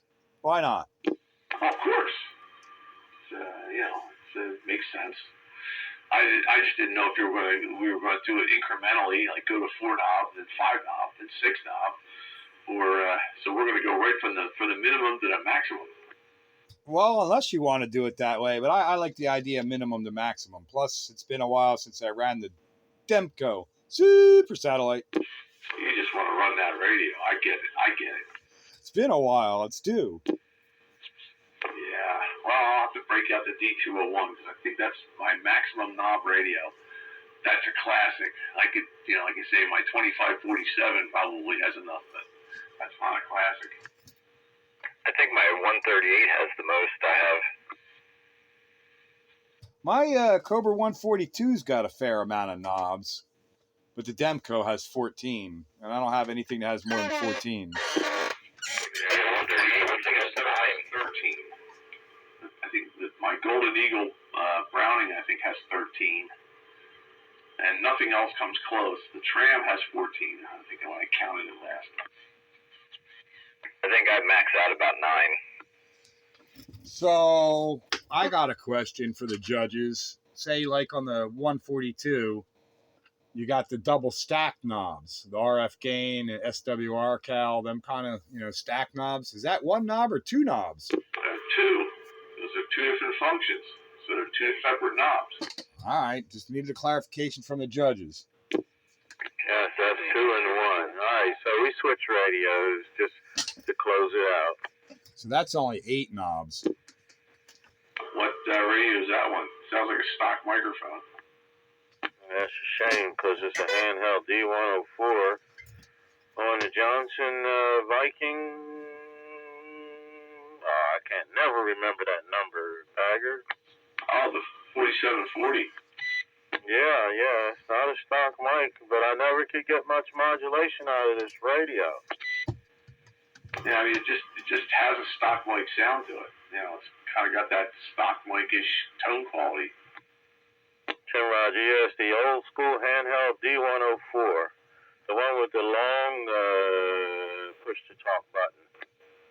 Yeah, that's what I've got. But, yeah, it doesn't sound bad. It's got good level, but it just has the tone quality of a stock mic.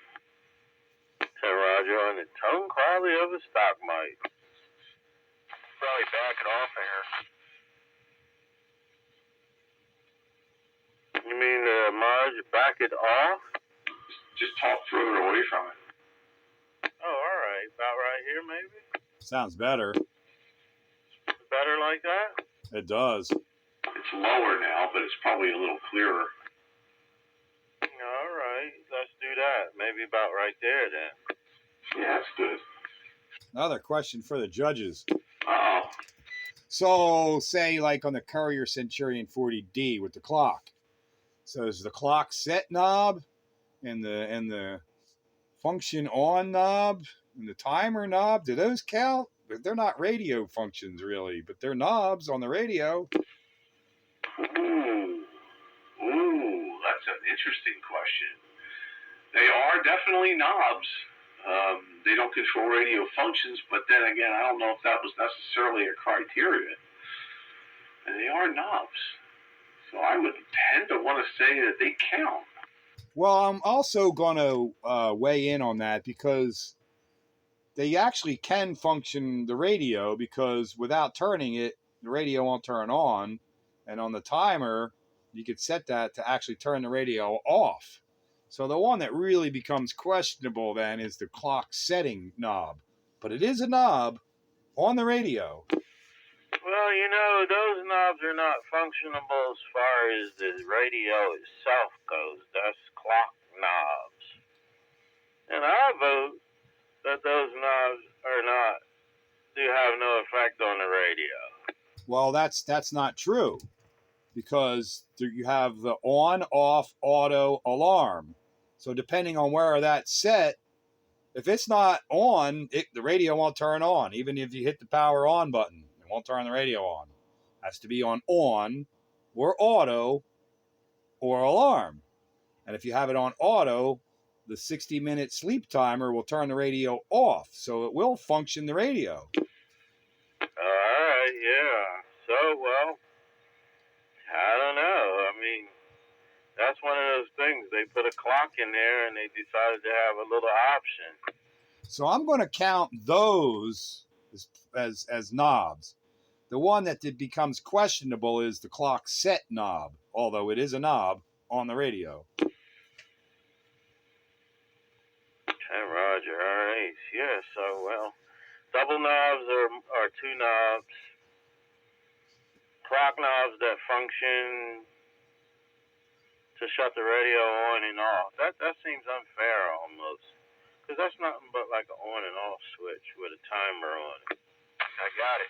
Yeah, but those are actually two different knobs. You have the on-off auto alarm, but then you have a timer knob too that will turn the radio off, in addition to an actual power switch. But if the knob is in the off position and you hit the power switch, the radio is not turning on. So it has to be in one of those other positions, whether it's on or auto. Without it being in one of those two positions, hitting the power switch won't turn it on. Yeah, because they got it wired through there. As regularly on the radio, then you say plus whatever the clock knobs are. I mean, they are, knob functions to turn the radio on. So those, okay, we could probably debate that those are countable. The one that is debatable to not be counted is the one that set the actual clock. So you count a Navajo, you just say it's an 8-knob radio. You say it's like 8-knob plus 2. Oh, we're getting technical here. I mean, we got to set rules on this stuff, right? We can't have anarchy. Yeah, but we can't get OCD about it either. Wow, that's all half the fun. Right. That's half the fun. Yeah, that's true. Classic Radio Roundup, where your knobs count. That's right. Can't have radio anarchy. Got to have rules. Or not. Well, if it's radio anarchy, it would be ranarchy.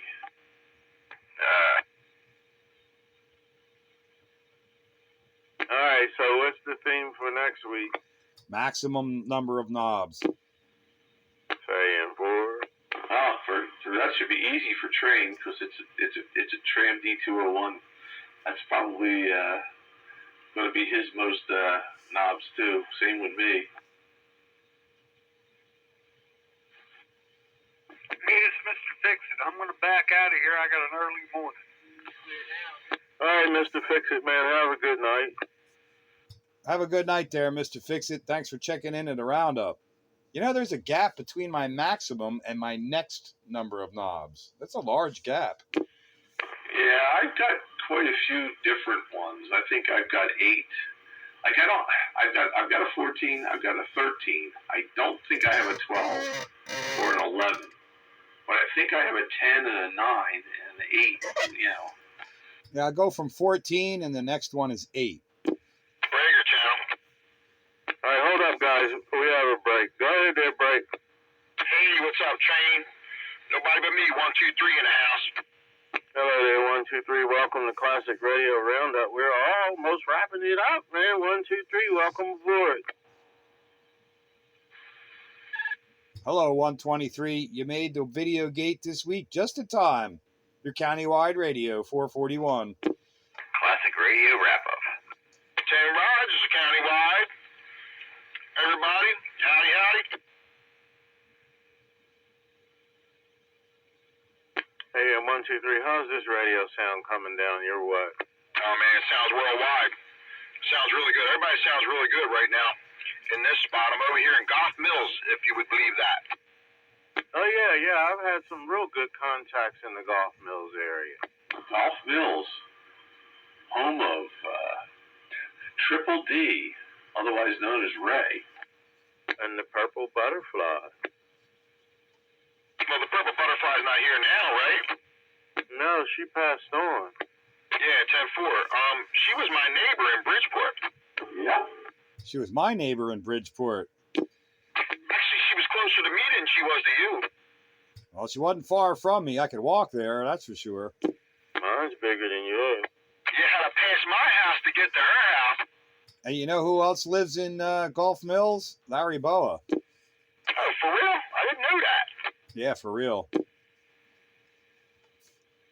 Huh, that's interesting. I hadn't heard that one. The only reason that I know that is because my wife is friends with his wife on Faceplant. Something to do with dogs. So we got another guy out here tonight. You didn't try to break because he's down low. He's down lower in the elevation over in West Norton. But I'm gonna give him a chance to make a shout. How about it, Shadow? I was trying to break, but he can't shut you up. Oh, I hear the shadow. Well, tell Shadow his Roger beat made the trip. Yeah, you good? I don't hear him. Now, hang on there, Shadow. Everybody's stepping all over you. But, Shadow, do you hear 441 Spitfire? Hello? 441 Spitfire, copy that. 124, copy you. All right there, 124. I hear you, Shadow, 124. You made it into the Classic Radio Roundup video gate. Nobody else up this way seems to hear you. Although Night Train said he heard your Roger beep. Yeah, I heard him get back to you, Pete. Yeah, Shadow, it is Night Train base station, Pottstown. Come on. I hear you, Night Train. I hear you up in Pottstown. Roger that. All right, man. Just to be sure. Yeah, I definitely hear you, man, but it's really down in the grass. 10-4. 10-4, I know I'm in the grass. Well, maybe 123 will hook you up and he'll get you on the map. 10-4. He's in the mobile. He's just down by the river. Yeah, you got to climb up a little higher. Oh, he's down by the river. Boy, he is in low elevation. Yeah, that's not helping anything. Technical question before you wrap it up. I'll move around. I know we're doing this on Wednesday. Move around to a little higher spot. 123, we couldn't hear all of that. Yeah, you faded out, but we got a breaker with a tech. You're going to move around and get in a higher spot. Yeah, I think that's Skippy. Go ahead, Skippy. Yeah, did you ever see mobile radios?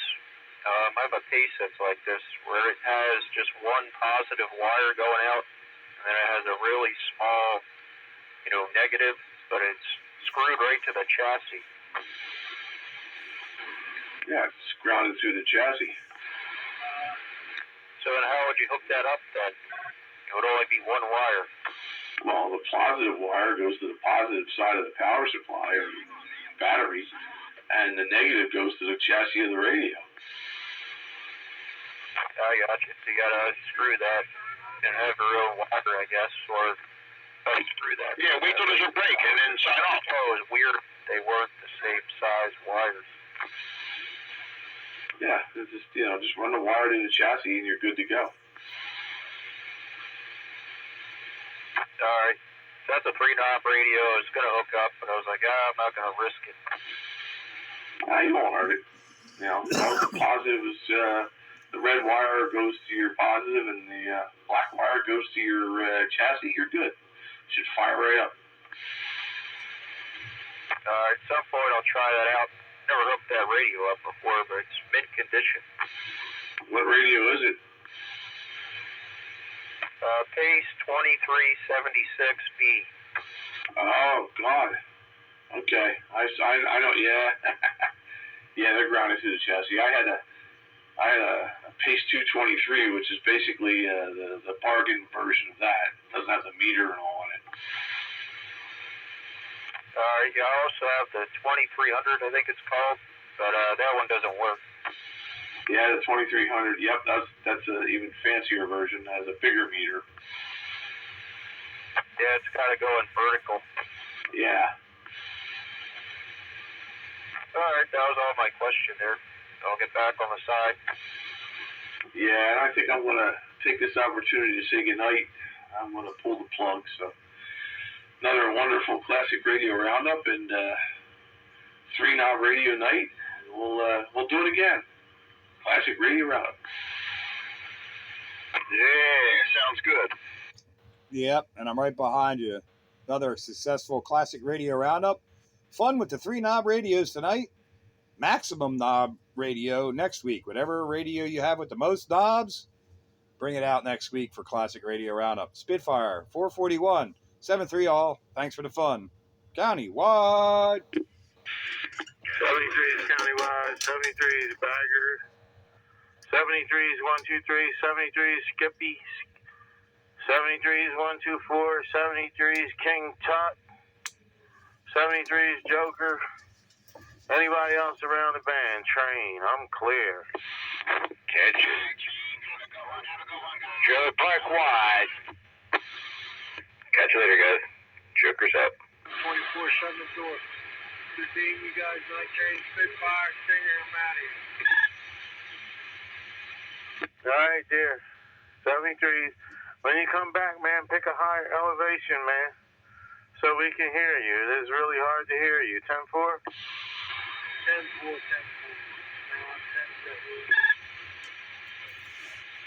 All right, guys, I'm going. I'm definitely out of here. Train, I'm clear. 73s. King Tut, if you're still here, this is my Sears Road Talker. 10-4?